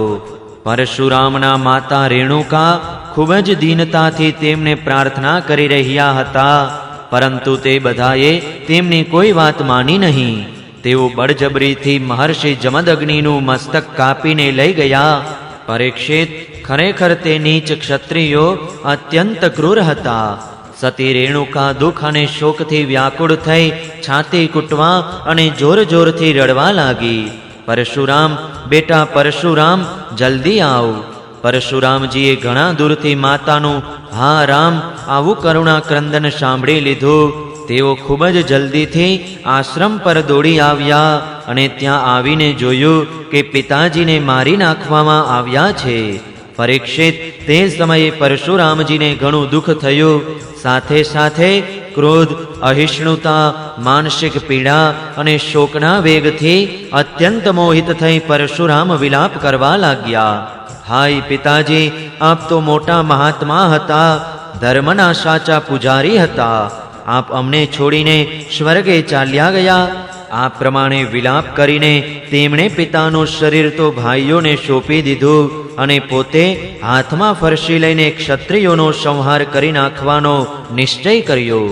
પરીક્ષિત, પરશુરામજીએ માહિષ્મતી નગરીમાં જઈને સહસ્રબાહુના પુત્રોના મસ્તકોથી નગરની મધ્યમાં એક મોટો પહાડ ઊભો કરી દીધો. તે નગરની શોભા તો તે બ્રહ્મઘાતી નીચ ક્ષત્રિયોને કારણે નષ્ટ થઈ ગઈ હતી. તેમના લોહીથી એક મોટી ભયંકર નદી વહેવા લાગી, જેને જોઈને બ્રાહ્મણ દ્રોહીઓનું હૃદય ભયથી ધ્રુજી ઉઠતું હતું. ભગવાને જોયું કે વર્તમાન ક્ષત્રિયો અત્યાચારી થઈ ગયા છે. ત્યારે રાજન, તેમણે પોતાના પિતાના વધને નિમિત્ત બનાવીને 21 વાર પૃથ્વીને ક્ષત્રિયો રહિત કરી દીધી અને કુરુક્ષેત્રના સમંત પંચકમાં એવા નવકુંડ બનાવી દીધા જે લોહીથી ભરેલા હતા. પરશુરામજીએ પોતાના પિતાજીનું મસ્તક લાવીને તેમના ધડ સાથે જોડી દીધું અને યજ્ઞો દ્વારા સર્વવેદમય આત્મ સ્વરૂપ ભગવાનનું યજન કર્યું. યજ્ઞોમાં તેમણે પૂર્વ દિશા હોતાને, દક્ષિણ દિશા બ્રહ્માને, પશ્ચિમ દિશા અધ્વર્યુને અને ઉત્તર દિશા સામગાન કરનારા ઉદ્ગાતાને આપી દીધી. આ પ્રમાણે અગ્નિકુણ વગેરે વિદિશાઓ ઋત્વિજોને આપી, કશ્યપજીને મધ્યભૂમિ આપી, ઉપદ્રષ્ટાને આર્યાવર્ત તથા બીજા સદસ્યોને અન્ય દિશાઓ આપી દીધી. આ પછી યજ્ઞાંત સ્નાન કરીને તેઓ સમસ્ત પાપોથી મુક્ત થઈ ગયા, જેથી બ્રહ્મનદી સરસ્વતીના તટ પર મેઘરહિત સૂર્ય જેવા તેઓ શોભવા લાગ્યા. મહર્ષિ જમદગ્નિને સ્મૃતિરૂપી સંકલ્પમય શરીરની પ્રાપ્તિ થઈ. ભગવાન પરશુરામજીના તે પૂજનીય પિતા સપ્ત ઋષિઓના મંડળમાં 7મા ઋષિ થઈ ગયા. પરીક્ષિત, કમલલોચન જમદગ્નિ નંદન ભગવાન પરશુરામ આગામી મન્વંતરમાં સપ્તર્ષિઓના મંડળમાં રહીને વેદોનો વિસ્તાર કરશે. તેઓ આજે પણ કોઈને કોઈ પ્રકારની શિક્ષા કરવાનું છોડીને શાંત મનથી મહેન્દ્ર પર્વત પર નિવાસ કરે છે. ત્યાં સિદ્ધો, ગંધર્વો અને ચારણો તેમના ચરિત્રનું મધુર સ્વરે ગાન કર્યા કરે છે. સર્વશક્તિમાન વિશ્વાત્મા ભગવાન શ્રી હરિએ આ પ્રમાણે ભૃગુવંશમાં અવતાર ધારણ કરીને પૃથ્વીને ભારરૂપ રાજાઓનો ઘણી વાર વધ કર્યો. મહારાજ ગાધીના પુત્ર થયા પ્રજ્વલિત અગ્નિ જેવા પરમ તેજસ્વી વિશ્વામિત્રજી. એમણે પોતાના તપોબળથી ક્ષત્રિયતાનો ત્યાગ કરીને બ્રહ્મતેજ પ્રાપ્ત કરી લીધું. પરીક્ષિત, વિશ્વામિત્રજીને 100 પુત્રો હતા. તેમના વચલા પુત્રનું નામ મધુચ્છંદા હતું. તેથી બધા પુત્રો મધુચ્છંદાના જ નામથી પ્રસિદ્ધ થયા. વિશ્વામિત્રજીએ ભૃગુવંશી અજીગર્તના પુત્ર પોતાના ભાણેજ સુનહશેપને, જેમનું નામ દેવરાત પણ હતું, પુત્ર રૂપે સ્વીકારી લીધો અને પોતાના પુત્રોને કહ્યું કે તમે લોકો આને પોતાનો મોટો ભાઈ માનો. આ તે જ પ્રસિદ્ધ ભૃગુવંશી સુનહશેપ હતો, જે હરિશ્ચંદ્રના યજ્ઞમાં યજ્ઞ પશુના રૂપમાં ખરીદીને લાવવામાં આવ્યો હતો. વિશ્વામિત્રજીએ પ્રજાપતિ વરુણ વગેરે દેવતાઓની સ્તુતિ કરીને તેને પાશબંધનથી છોડાવી લીધો હતો. દેવતાઓના યજ્ઞમાં આ જ સુનહશેપ દેવતાઓએ વિશ્વામિત્રજીને આપ્યો હતો.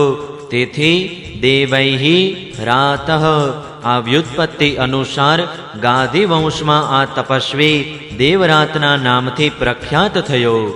વિશ્વામિત્રજીના પુત્રોમાં જે મોટા હતા તેમણે સુનહશેપને મોટા ભાઈ માનવાની વાત સારી ન લાગી. તેથી વિશ્વામિત્રજીએ ક્રોધિત થઈને તેમણે શાપ આપી દીધો કે દુષ્ટ પુત્રો, તમે બધા મ્લેચ્છ થઈ જાઓ. આ પ્રમાણે જ્યારે 49 ભાઈ મ્લેચ્છ થઈ ગયા ત્યારે વિશ્વામિત્રજીના વચલા પુત્ર મધુચ્છંદાએ પોતાનાથી નાના 50 ભાઈઓ સાથે કહ્યું, પિતાજી, તમે અમને જે આજ્ઞા આપશો અમે તેનું પાલન કરવા તૈયાર છીએ. આમ કહીને મધુચ્છંદાએ મંત્રદ્રષ્ટા સુનહશેપને મોટા ભાઈ તરીકે સ્વીકારી લીધો અને કહ્યું કે અમે બધા તમારા અનુયાયી નાના ભાઈ છીએ. ત્યારે વિશ્વામિત્રજીએ પોતાના આ આજ્ઞાકારી પુત્રોને કહ્યું, તમે બધાએ મારી વાત માનીને મારા સન્માનની રક્ષા કરી છે. તેથી તમારા જેવા સુપુત્રો પ્રાપ્ત કરીને હું ધન્ય થઈ ગયો. હું તમને આશીર્વાદ આપું છું કે તમને પણ સુપુત્રો પ્રાપ્ત થશે. મારા પ્રિય પુત્રો, આ દેવરાત સુનહશેપ પણ તમારા જ ગોત્રનો છે. તમે લોકો તેની આજ્ઞામાં રહેજો. પરીક્ષિત, વિશ્વામિત્રજીના અષ્ટક, હારિત, જય અને ક્રતુમાન વગેરે બીજા પણ પુત્રો હતા. આ પ્રમાણે વિશ્વામિત્રજીના અનેક પુત્રો હોવાથી કૌશિક ગોત્રમાં અનેક પ્રકારો એટલે કે ભેદ હતા. તથા દેવરાતને મોટા ભાઈ માનવાને કારણે તેમનું પણ એક જુદું પ્રવર થયું હતું. 9મા સ્કંદ અંતર્ગત 16મો અધ્યાય સમાપ્ત. જય શ્રી કૃષ્ણ. ઓમ નમો ભગવતે વાસુદેવાય. 17મો અધ્યાય ક્ષત્રવૃદ્ધ, રજી વગેરે રાજાઓના વંશનું વર્ણન.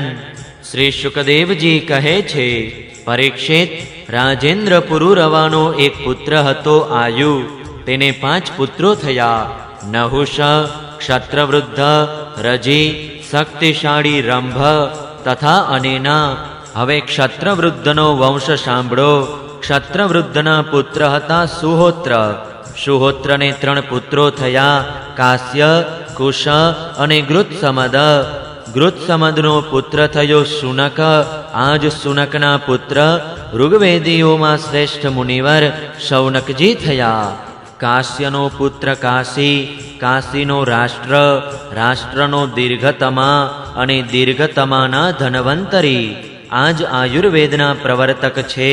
તેઓ યજ્ઞભાગના ભોગતા અને ભગવાન વાસુદેવના અંશ છે. એમના સ્મરણ માત્રથી જ બધા પ્રકારના રોગ દૂર થઈ જાય છે. ધનવંતરીનો પુત્ર થયો કેતુમાન અને કેતુમાનનો ભીમરથ. ભીમરથનો દિવોદાસ અને દિવોદાસનો દ્યુમાન, જેનું એક નામ પ્રતરદન પણ છે.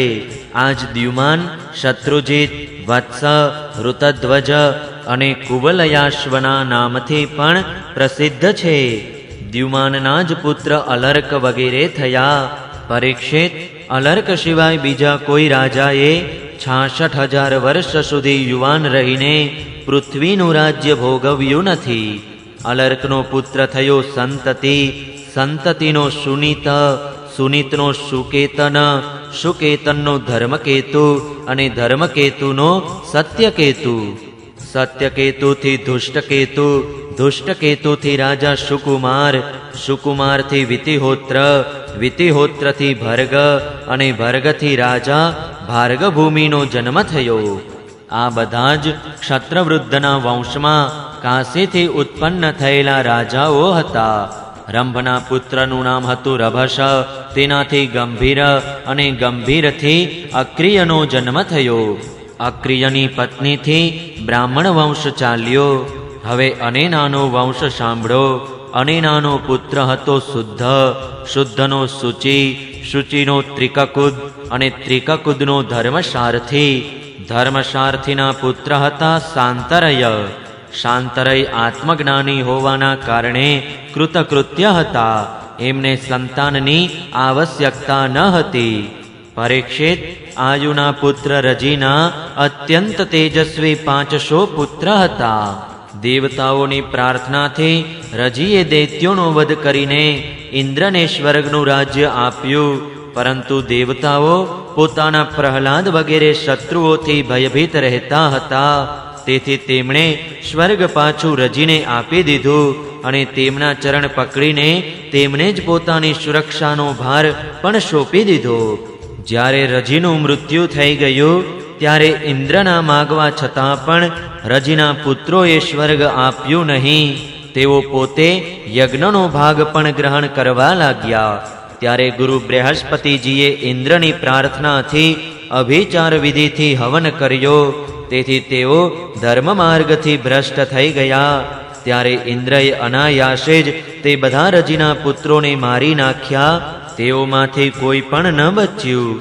ક્ષત્રવૃદ્ધના પૌત્ર કુશના પ્રતિ, પ્રતિના સંજય અને સંજયના પુત્ર જય થયા. જયથી કૃત, કૃતથી રાજા હર્યવન, હર્યવનથી સહદેવ, સહદેવથી હિન અને હિનથી જયસેન નામનો પુત્ર થયો. જયસેનનો સંકૃતિ, સંકૃતિનો પુત્ર થયો મહારથી વીર શિરોમણિ જય. ક્ષત્રવૃદ્ધિની વંશ પરંપરામાં આટલા જ રાજાઓ થયા. હવે નહુષ વંશનું વર્ણન સાંભળો. નવમા સ્કંધ અંતર્ગત ચંદ્રવંશાનું વર્ણન માનો. 17મો અધ્યાય સમાપ્ત. જય શ્રી કૃષ્ણ. ઓમ નમો ભગવતે વાસુદેવાય. 18મો અધ્યાય યયાતિ ચરિત્ર. શ્રી શુકદેવજી કહે છે, પરીક્ષિત, જેમ શરીરધારીઓને 6 ઇન્દ્રિયો હોય છે એ જ રીતે નહુષને 6 પુત્રો હતા. તેમના નામ હતા યતિ, યયાતિ, સંયાતિ, આયતિ, વિયતિ અને કૃતિ. નહુષ પોતાના મોટા પુત્ર યતિને રાજ્ય આપવા ઈચ્છતા હતા, પરંતુ તેણે સ્વીકાર ન કર્યો, કારણ કે તે રાજ્યના પરિણામને જાણતા હતા. રાજ્ય એક એવી વસ્તુ છે કે જે તેના દાવપેચ અને વ્યવસ્થા વગેરેમાં ઊંડો ઉતરી જાય છે. તે પોતાના આત્મ સ્વરૂપને જાણી શકતો નથી. જ્યારે ઇન્દ્રપત્ની સચે સાથે સહવાસ કરવાની ચેષ્ટા કરવાને કારણે નહુષને બ્રાહ્મણોએ ઇન્દ્રપદથી ભ્રષ્ટ કરી દીધો અને શાપ આપીને તેને અજગર બનાવી દીધો. ત્યારે તેના બીજા પુત્ર યયાતિ રાજા થયા. યયાતિએ પોતાના 4 નાના ભાઈઓને 4 દિશાઓમાં નિયુક્ત કરી દીધા અને પોતે શુક્રાચાર્યની પુત્રી દેવયાની અને દૈત્યરાજ વૃષપર્વાની પુત્રી શર્મિષ્ઠા સાથે લગ્ન કરી પૃથ્વીની રક્ષા કરવા લાગ્યા. રાજા પરીક્ષિતે પૂછ્યું, ભગવાન શુક્રાચાર્યજી તો બ્રાહ્મણ હતા અને યયાતિ ક્ષત્રિય. પછી બ્રાહ્મણ કન્યા અને ક્ષત્રિય વરનો પ્રતિલોમ વિવાહ કઈ રીતે થયો? શ્રી શુકદેવજીએ કહ્યું, રાજન, દાનવરાજ વૃષપર્વાની એક અભિમાની કન્યા હતી. તેનું નામ હતું શર્મિષ્ઠા. તે એક દિવસ પોતાની ગુરુપુત્રી દેવયાની અને બીજી હજારો સખીઓ સાથે રાજધાનીના શ્રેષ્ઠ ઉપવનમાં ફરવા ગઈ. તે ઉપવનમાં સુંદર સુંદર પુષ્પોથી લચી રહેલા પુષ્કળ વૃક્ષો હતા. તે ઉપવનમાં એક બહુ સુંદર સરોવર હતું. સરોવરમાં કમળ ખીલ્યા હતા અને ભ્રમરો ગુંજન કરી રહ્યા હતા. જળાશય પાસે પહોંચીને તે સુંદર કન્યાઓ ઘાટ ઉપર વસ્ત્રો મૂકી પરસ્પર જળ છાંટતી રહીને જળ ક્રીડા કરવા લાગી. તે સમયે ત્યાંથી પાર્વતીજીની સાથે નંદી પર બેઠેલા ભગવાન શંકર ત્યાં આવી ચડ્યા. તેમને જોઈને બધી કન્યાઓ શરમાઈ ગઈ અને તેમણે જલ્દી સરોવરમાંથી નીકળીને પોતપોતાના વસ્ત્રો પહેરી લીધા. ઉતાવળને લીધે શર્મિષ્ઠાએ અજાણતા દેવયાનીના વસ્ત્રોને પોતાના સમજીને પહેરી લીધા. એટલે દેવયાનીએ ક્રોધ કરતા કહ્યું, અરે જુઓ તો ખરા, આ દાસીએ કેવું અનુચિત કામ કર્યું છે. રામ રામ, જેમ કૂતરું યજ્ઞનો પૂરો દાશ ખાઈ જાય તેવી જ રીતે આણે મારા વસ્ત્રો પહેરી લીધા છે. જે બ્રાહ્મણોએ પોતાના તપોબળથી આ સંસારનું સર્જન કર્યું છે, જે પરમ પુરુષ પરમાત્માના મુખ સ્વરૂપ છે, જે પોતાના હૃદયમાં નિરંતર જ્યોતિર્મય પરમાત્માને ધારણ કરી રાખે છે અને જેમણે સંપૂર્ણ પ્રાણીઓના કલ્યાણ માટે વૈદિક માર્ગ બતાવ્યો છે, મોટા મોટા લોકપાલો અને દેવરાજ ઇન્દ્ર, બ્રહ્મા વગેરે પણ જેમના ચરણોની વંદના અને સેવા કરે છે. વધારે તો શું કહું, લક્ષ્મીજીના એકમાત્ર આશ્રય પરમ પવિત્ર વિશ્વાત્મા ભગવાન પણ જેમની વંદના અને સ્તુતિ કરે છે, તે બ્રાહ્મણોમાં અમે બધાથી શ્રેષ્ઠ ભૃગુવંશી છીએ. અને આ શર્મિષ્ઠાનો પિતા એક અસુર છે, વળી અમારો શિષ્ય છે. આમ છતાં આ દુષ્ટાએ મારા વસ્ત્રો પહેરી લીધા. જ્યારે દેવયાની આ પ્રમાણે કટુ ભાષણ કરવા લાગી ત્યારે શર્મિષ્ઠા ક્રોધથી ધ્રુજવા લાગી. તે પ્રહાર કરાયેલી નાગણીની જેમ ઊંડા શ્વાસ લેવા લાગી. તેણે પોતાના દાંતથી હોઠ દબાવીને કહ્યું, ભિખારણ, તું આટલી બહેકી ગઈ છે? તું પોતાની સ્થિતિ જાણ્યા વિના જ કઠોર વચન બોલી રહી છે. જેમ કાગડા અને કૂતરા અમારા બારણે રોટલાના ટુકડા માટે પ્રતીક્ષા કરે છે, તેમ શું તું પણ અમારા ઘરો તરફ નથી તાકતી રહેતી? શર્મિષ્ઠાએ આ પ્રમાણે બહુ જ કઠોર વાતો કહીને ગુરુપુત્રી દેવયાનીનો તિરસ્કાર કર્યો અને ક્રોધપૂર્વક તેના વસ્ત્રો પડાવી લઈ તેને કૂવામાં ફેંકી દીધા. શર્મિષ્ઠાના ચાલ્યા ગયા પછી સંયોગવશ શિકાર કરવા માટે રાજા યયાતિ ત્યાં આવી ચડ્યા. તેમને જળપાન કરવું હતું, તેથી કૂવામાં પડેલી દેવયાનીને તેમણે જોઈ લીધી. દેવયાની તે સમયે વસ્ત્રહીન હતી, તેથી રાજાએ પોતાનું ઉપવસ્ત્ર તેને આપી દીધું અને પોતાના હાથથી તેનો હાથ પકડી તેને બહાર કાઢી. દેવયાનીએ પ્રેમભરી વાણીથી યયાતિને કહ્યું, વીર શિરોમણી રાજન, આજે તમે મારો હાથ પકડ્યો છે. હવે જ્યારે તમે મારો હાથ પકડી લીધો છે ત્યારે કોઈ બીજો તેને ન પકડે. વીર શ્રેષ્ઠ, કૂવામાં પડી જવાથી મને તો આપના અચાનક દર્શન થયા છે. આ ભગવાન દ્વારા જ રચાયેલો સંબંધ સમજવો જોઈએ. આમાં આપણી અથવા બીજા કોઈ મનુષ્યની ચેષ્ટા નથી. વીર શ્રેષ્ઠ, પહેલા મેં બૃહસ્પતિના પુત્ર કચને શાપ આપ્યો હતો, તેની સામે તેણે મને પણ શાપ આપી દીધો. તે કારણે બ્રાહ્મણ સાથે મારા લગ્ન થશે નહીં. શાસ્ત્ર મર્યાદાથી વિપરીત હોવાને કારણે યયાતિને આ સંબંધ અભિષ્ટ ન હતો, પરંતુ તેમણે જોયું કે પ્રારબ્ધે સ્વયં મને આ ભેટ આપી છે અને મારું મન પણ તેના તરફ ખેંચાઈ રહ્યું છે. તેથી યયાતિએ દેવયાનીની વાત માની લીધી. વીર રાજા યયાતિ જ્યારે ચાલ્યા ગયા ત્યારે દેવયાનીએ રડતા રડતા શુક્રાચાર્યજી પાસે જઈને શર્મિષ્ઠાએ જે કર્યું હતું તે બધું કહી સંભળાવ્યું. શર્મિષ્ઠાના વ્યવહારથી ભગવાન શુક્રાચાર્યને પણ દુઃખ થયું. તેઓ પુરોહિતના કર્મની નિંદા કરવા લાગ્યા. તેમણે વિચાર્યું કે આના કરતાં તો ખેતરમાંથી અથવા બજારમાંથી કબૂતરની જેમ દાણા વીણી લાવીને ગુજરાન ચલાવવું સારું છે. તેથી તેઓ પોતાની કન્યા દેવયાનીને સાથે લઈને નગરમાંથી નીકળી ગયા. જ્યારે વૃષપર્વાને આ વાતની ખબર પડી ત્યારે તેના મનમાં એવી શંકા થઈ કે ગુરુજી ક્યાંક શત્રુઓને જીતાડી તો નહીં દે અથવા મને શાપ તો નહીં આપી દે. તેથી તે ગુરુને પ્રસન્ન કરવા માટે તેમની પાછળ પાછળ ગયા અને રસ્તામાં તેમના ચરણોમાં ઢળી પડ્યા. ભગવાન શુક્રાચાર્યજીનો ક્રોધ તો અડધી ક્ષણમાં જ શાંત થઈ ગયો. તેમણે વૃષપર્વાને કહ્યું, રાજન, હું મારી પુત્રી દેવયાનીને છોડી નથી શકતો, તેથી તેની જે ઈચ્છા હોય તે તમે પૂરી કરી દો, પછી મને પાછા ફરવામાં કોઈ આપત્તિ નથી. જ્યારે વૃષપર્વાએ સારું કહીને તેમની આજ્ઞા સ્વીકારી લીધી, ત્યારે દેવયાનીએ પોતાના મનની વાત કહી. દેવયાનીએ કહ્યું, પિતાજી, મને જે કોઈને તમે આપો અને હું જ્યાં પણ જાઉં ત્યાં શર્મિષ્ઠા તેની સખીઓ સાથે દાસી રૂપે મારી સેવામાં સાથે રહે. શર્મિષ્ઠાએ પોતાના પરિવાર પરનું સંકટ અને તેના કાર્યનું ગૌરવ જોઈને દેવયાનીની વાત સ્વીકારી લીધી. તે પોતાની 1000 સખીઓની સાથે દાસીની જેમ દેવયાનીની સેવા કરવા લાગી. શુક્રાચાર્યજીએ દેવયાનીનો વિવાહ રાજા યયાતિ સાથે કરી દીધો અને શર્મિષ્ઠાને દાસીના રૂપમાં આપીને તેમને કહી દીધું, રાજન, આ શર્મિષ્ઠાને પોતાની સૈયા પર ક્યારેય આવવા દેશો નહીં. પરીક્ષિત, થોડા દિવસો પછી દેવયાની પુત્રવતી થઈ ગઈ.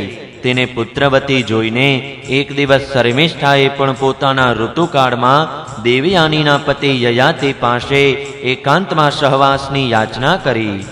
શર્મિષ્ઠાની પુત્ર માટેની પ્રાર્થના ધર્મસંગત છે એવું જાણીને ધર્મજ્ઞ રાજા યયાતિએ શુક્રાચાર્યની વાત યાદ હોવા છતાં પણ એ જ નિશ્ચય કર્યો કે જે સમયે પ્રારબ્ધ અનુસાર જે થવાનું હશે થઈને જ રહેશે.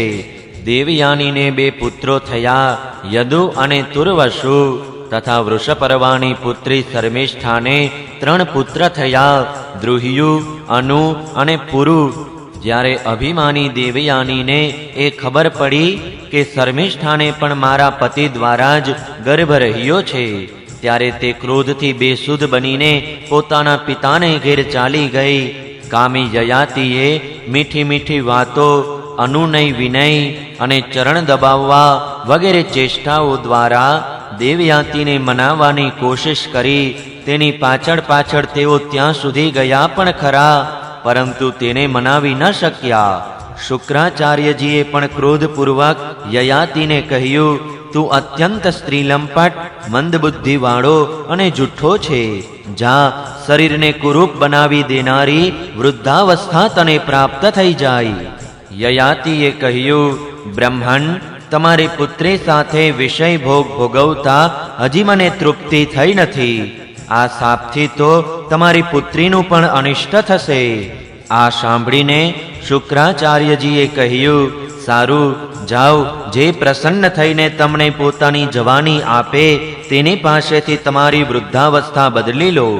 શુક્રાચાર્યજીએ જ્યારે આવી વ્યવસ્થા કરી આપી ત્યારે તેમણે મોટા પુત્ર યદુને કહ્યું, બેટા, તું તારી જુવાની મને આપી દે અને તારા નાનાએ આપેલી આ વૃદ્ધાવસ્થા તું સ્વીકારી લે.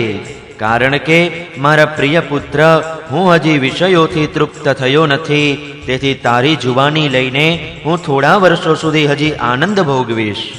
યદુએ કહ્યું, પિતાજી, ક સમયે જ પ્રાપ્ત થયેલું તમારું ઘડપણ લઈને તો હું જીવવા ઈચ્છતો નથી. કેમ કે કોઈ પણ મનુષ્ય જ્યાં સુધી વિષય સુખનો અનુભવ નથી કરી લેતો ત્યાં સુધી તેને તેનાથી વૈરાગ્ય થતો નથી. હે પરીક્ષિત, આજ પ્રમાણે તુર્વસુ, દ્રુહ્યુ અને અનુએ પણ પિતાની આજ્ઞાનો અસ્વીકાર કર્યો. સાચું પૂછો તો તે પુત્રોને ધર્મનું તત્વજ્ઞાન ન હતું. તેઓ આ અનિત્ય શરીરને જ નિત્ય માની બેઠા હતા. હવે યયાતિએ ઉંમરમાં બધાથી નાના પરંતુ ગુણમાં મોટા પોતાના પુત્ર પુરુને બોલાવીને પૂછ્યું, બેટા, પોતાના મોટા ભાઈઓની જેમ તારે મારી વાત ટાળવી ન જોઈએ. પુરુએ કહ્યું, પિતાજી, પિતાની કૃપાથી મનુષ્યને પરમપદની પ્રાપ્તિ થઈ શકે છે.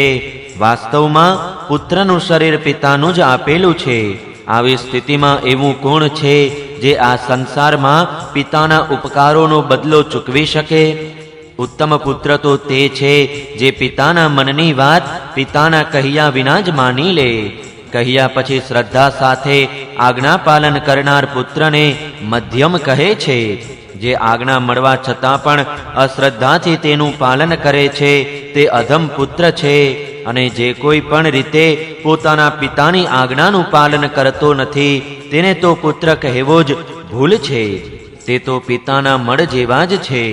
પરીક્ષિત, આ પ્રમાણે કહીને પુરુએ બહુ જ પ્રસન્નતાપૂર્વક પિતાની વૃદ્ધાવસ્થા સ્વીકારી લીધી. રાજા યયાતિ પણ તેની જુવાની લઈને પૂર્વવત વિષયોનું સેવન કરવા લાગ્યા. તેઓ સપ્તદ્વીપોના એક છત્ર સમ્રાટ હતા. પિતાની જેમ પ્રજાનું સારી રીતે પાલન કરતા હતા. તેમની ઇન્દ્રિયોમાં પૂરી શક્તિ હતી અને તેઓ યોગ્ય અવસરે પ્રાપ્ત વિષયોનું સેવન કરતા હતા. દેવયાની તેમની પ્રિયતમ પત્ની હતી. તે પોતાના પ્રિયતમ યયાતિને પોતાના મન, વાણી, શરીર અને પદાર્થો દ્વારા નિરંતર વધુને વધુ એકાંતમાં સુખ આપીને પ્રસન્ન કરવા લાગી. રાજા યયાતિએ સમસ્ત વેદોના પ્રતિપાદ્ય સર્વદેવ સ્વરૂપ યજ્ઞ પુરુષ ભગવાન શ્રી હરિનું ઘણી મોટી મોટી દક્ષિણાવાળા યજ્ઞોથી યજન કર્યું. જેમ આકાશમાં વાદળોના સમૂહો દેખાય છે અને ક્યારેક નથી પણ દેખાતા, તે જ પ્રમાણે પરમાત્માના સ્વરૂપમાં આ જગત સ્વપ્ન, માયા અને મનોરથના જેવું કલ્પિત છે. તે કેટલીક વાર અનેક નામરૂપોથી પ્રતીત થાય છે અને કેટલીક વાર નથી પણ થતું. તે પરમાત્મા બધાના હૃદયમાં બિરાજેલા છે. તેમનું સ્વરૂપ સૂક્ષ્માતિ સૂક્ષ્મ છે. તે જ સર્વશક્તિમાન સર્વવ્યાપી ભગવાન શ્રી નારાયણને પોતાના હૃદયમાં સ્થાપિત કરીને યયાતિ રાજાએ નિષ્કામ ભાવે તેમનું યજન કર્યું. આ પ્રમાણે 1000 વર્ષ સુધી તેમણે પોતાની ઉચ્છૃંખ ઇન્દ્રિયો સાથે મનને જોડીને તેના પ્રિય વિષયોને ભોગવ્યા. પરંતુ આટલા ભોગોથી પણ ચક્રવર્તી યયાતિને ભોગોમાં તૃપ્તિ થઈ નહીં. 9મા સ્કંદ અંતર્ગત 18મો અધ્યાય સમાપ્ત. જય શ્રી કૃષ્ણ. ઓમ નમો ભગવતે વાસુદેવાય. 19મો અધ્યાય યયાતિનો ગૃહત્યાગ. શ્રી સુખદેવજી કહે છે, પરીક્ષિત, રાજા યયાતિ આ પ્રમાણે સ્ત્રીને વશ થઈને વિષયોનો ઉપભોગ કરતા રહ્યા. એક દિવસ જ્યારે પોતાના અધઃ પતન તરફ દ્રષ્ટિ ગઈ ત્યારે તેમને તીવ્ર વૈરાગ્ય થયો અને તેમણે પોતાની પ્રિય પત્ની દેવયાનીને આ કથા કહી. ભૃગુનંદિની, તું આ કથા સાંભળ. સંસારમાં મારા જેવા જ વિષયોનો આ સત્ય ઇતિહાસ છે. આવા જ ગ્રામવાસી વિષયી પુરુષોના સંબંધમાં વનવાસી જીતેન્દ્રિય પુરુષો દુઃખ સાથે વિચાર કર્યા કરે છે કે આમનું કલ્યાણ કઈ રીતે થશે. એક બકરો વનમાં પોતાની પ્રિય વસ્તુની શોધમાં વિચરતો હતો. તેણે જોયું કે પોતાના કર્મવશ એક બકરી કૂવામાં પડી ગઈ છે. તે બકરો અત્યંત કામી હતો. તે વિચારવા લાગ્યો કે આ બકરીને કઈ રીતે કૂવામાંથી બહાર કાઢી શકાય. તેણે પોતાના શિંગડાની અણીથી કૂવા પાસેની ધરતી ખોદી કાઢી અને કૂવામાંથી બહાર નીકળવાનો માર્ગ કર્યો. જ્યારે તે સુંદર બકરી કૂવામાંથી બહાર નીકળી તો તેણે તે બકરા સાથે પ્રેમ કરવાનો નિશ્ચય કર્યો. તે દાઢી મૂછવાળો બકરો શરીરે ઘણો જ હુષ્ટપુષ્ટ, જુવાન અને બકરીઓને સુખ આપનારો, વિહાર કુશળ અને પ્રિય હતો. જ્યારે બીજી બકરીઓએ જોયું કે કૂવામાં પડી ગયેલી બકરીએ તેને પોતાનો પ્રેમપાત્ર બનાવી દીધો છે, ત્યારે તેમણે પણ તેને જ પોતાનો પતિ બનાવી લીધો. તે તો પહેલેથી જ પતિની શોધમાં હતી. તે બકરાના માથા ઉપર કામરૂપ પિશાચ સવાર થઈ ગયો હતો. તે એકલો જ ઘણી બધી બકરીઓ સાથે વિહાર કરવા લાગ્યો અને પોતાની તમામ શુદ્ધબુદ્ધ ખોઈ બેઠો. જ્યારે તેની કૂવામાંથી નીકળેલી પ્રિયતમા બકરીએ જોયું કે મારો પતિ તો પોતાની બીજી પ્રિયતમા બકરી સાથે વિહાર કરી રહ્યો છે, ત્યારે તેનાથી બકરાનું આ કૃત્ય સહન ન થયું. તેણે જોયું કે આ તો બહુ કામી છે, આના પ્રેમનો કોઈ ભરોસો નથી અને આ મિત્રના રૂપમાં શત્રુનું કામ કરી રહ્યો છે. તેથી તે બકરી આ ઇન્દ્રિયોના ગુલામ બકરાને છોડીને બહુ દુઃખ સાથે પોતાના પાલક પાસે ચાલી ગઈ. તે રાંકકામી બકરો તેને મનાવવા માટે મેં કરતો તેની પાછળ પાછળ ચાલ્યો, પરંતુ તેને રસ્તામાં મનાવી શક્યો નહીં.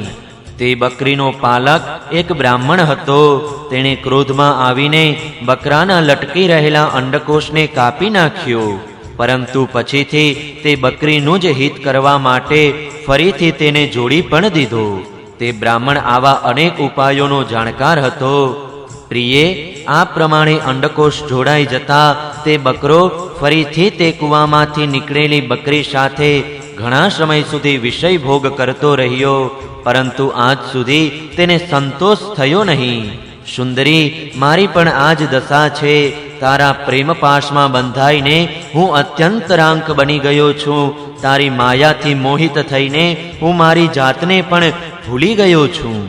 પ્રિયે, પૃથ્વીમાં જેટલા પણ અન્નકણ, સુવર્ણ, પશુઓ અને સ્ત્રીઓ છે તે બધા મળીને પણ તે પુરુષને સંતુષ્ટ નથી કરી શકતા, જે કામના અને તૃષ્ણાઓથી ઘેરાયેલો છે. વિષયો ભોગવાથી ભોગવાસના ક્યારેય શાંત થઈ શકતી નથી, બલકે જેમ ઘીની આહુતિ આપવાથી અગ્નિ વધારે પ્રજ્વલિત થાય છે, તે જ પ્રમાણે ભોગવાસનાઓ પણ ભોગોથી પ્રબળ બની જાય છે. જ્યારે મનુષ્ય કોઈ પણ પ્રાણી અને કોઈ પણ પદાર્થની સાથે રાગદ્વેષનો ભાવ નથી રાખતો, ત્યારે તે સમદર્શી બની જાય છે તથા પોતાના માટે બધી દિશાઓ સુખદાયી બની જાય છે. વિષયોની તૃષ્ણા જ દુઃખનો ઉદ્ગમ સ્થાન છે. મંદ બુદ્ધિના લોકો બહુ મુશ્કેલીથી તેનો ત્યાગ કરી શકે છે. શરીર વૃદ્ધ થઈ જાય છે, પરંતુ તૃષ્ણા વૃદ્ધ થતી નથી. તેથી જે પોતાનું કલ્યાણ ઈચ્છે છે તેણે તુરંત જ આ તૃષ્ણાનો ત્યાગ કરી દેવો જોઈએ. વધારે તો શું, પોતાની માં, બહેન અને પુત્રી સાથે પણ એકલા એક આસન પર સ્પર્શ થાય એ રીતે બેસવું ન જોઈએ. ઇન્દ્રિયો એટલી બળવાન છે કે તે મોટા મોટા વિદ્વાનોને પણ વિચલિત કરી દે છે. વિષયોનું વારંવાર સેવન કરતા કરતા મારા 1000 વર્ષ પૂરા થઈ ગયા, છતાં પણ ક્ષણે ક્ષણે ભોગોની તૃષ્ણા વધતી જાય છે. તેથી હવે હું ભોગોની વાસના તૃષ્ણાનો પરિત્યાગ કરીને મારું અંતઃકરણ પરમાત્માને સમર્પિત કરી દઈશ અને ઠંડી ગરમી, સુખ દુઃખ વગેરે દ્વંદ્વોથી ઉપર ઉઠીને અહંકારથી મુક્ત થઈને હરણાઓની સાથે વનમાં વિચરણ કરીશ. લોક પરલોક બંનેના ભોગો અસત છે એવું સમજીને ન તો તેનું ચિંતન કરવું જોઈએ અને ન ભોગ કરવા જોઈએ. એવું સમજવું જોઈએ કે ભોગોના ચિંતનથી જ જન્મ મૃત્યુરૂપી સંસારની પ્રાપ્તિ થાય છે અને સંસારના ભોગોથી તો આત્મનાશ થઈ જાય છે. વાસ્તવમાં આ રહસ્યને જાણીને આ ભોગોનો ત્યાગ કરનાર જ આત્મજ્ઞાની છે. પરીક્ષિત, યયાતિએ પોતાની પત્નીને આ પ્રમાણે કહીને પુરુની જુવાની તેને પાછી આપી દીધી અને પોતાની વૃદ્ધાવસ્થા પાછી લઈ લીધી. કારણ કે હવે તેમના ચિત્તમાં વિષય વાસના નામ શેષ થઈ ગઈ હતી. ત્યાર પછી તેમણે દક્ષિણ પૂર્વ દિશાનું દુહ્યુને, દક્ષિણનું યદુને, પશ્ચિમનું તુર્વસુને અને ઉત્તરનું રાજ્ય અનુને આપી દીધું. સંપૂર્ણ ભૂમંડળની તમામ સંપત્તિઓ માટે યોગ્યતમ પાત્ર એવા પુરુનો પોતાની રાજગાદી પર અભિષેક કરી તથા મોટા ભાઈઓને તેમને આધીન બનાવીને તેઓ વનમાં ચાલ્યા ગયા. જો કે યયાતિ રાજાએ ઘણા વર્ષો સુધી ઇન્દ્રિયો દ્વારા વિષય સુખ ભોગવ્યું, પરંતુ જેમ પાંખો આવી જતા પક્ષી પોતાનો માળો છોડી દે છે, તે જ પ્રમાણે તેમણે ક્ષણ માત્રમાં બધું જ છોડી દીધું. વનમાં જઈને રાજા યયાતિએ તમામ આસક્તિઓથી મુક્તિ મેળવી લીધી. આત્મ સાક્ષાત્કાર દ્વારા તેમનું ત્રિગુણમય લિંગ શરીર નષ્ટ થઈ ગયું. તેમણે માયામળથી રહિત પરબ્રહ્મ પરમાત્મા વાસુદેવમાં લીન થઈને તે ભાગવતી ગતિ પ્રાપ્ત કરી, જે મોટા મોટા ભગવાનના પ્રેમી સંતોને પ્રાપ્ત થાય છે.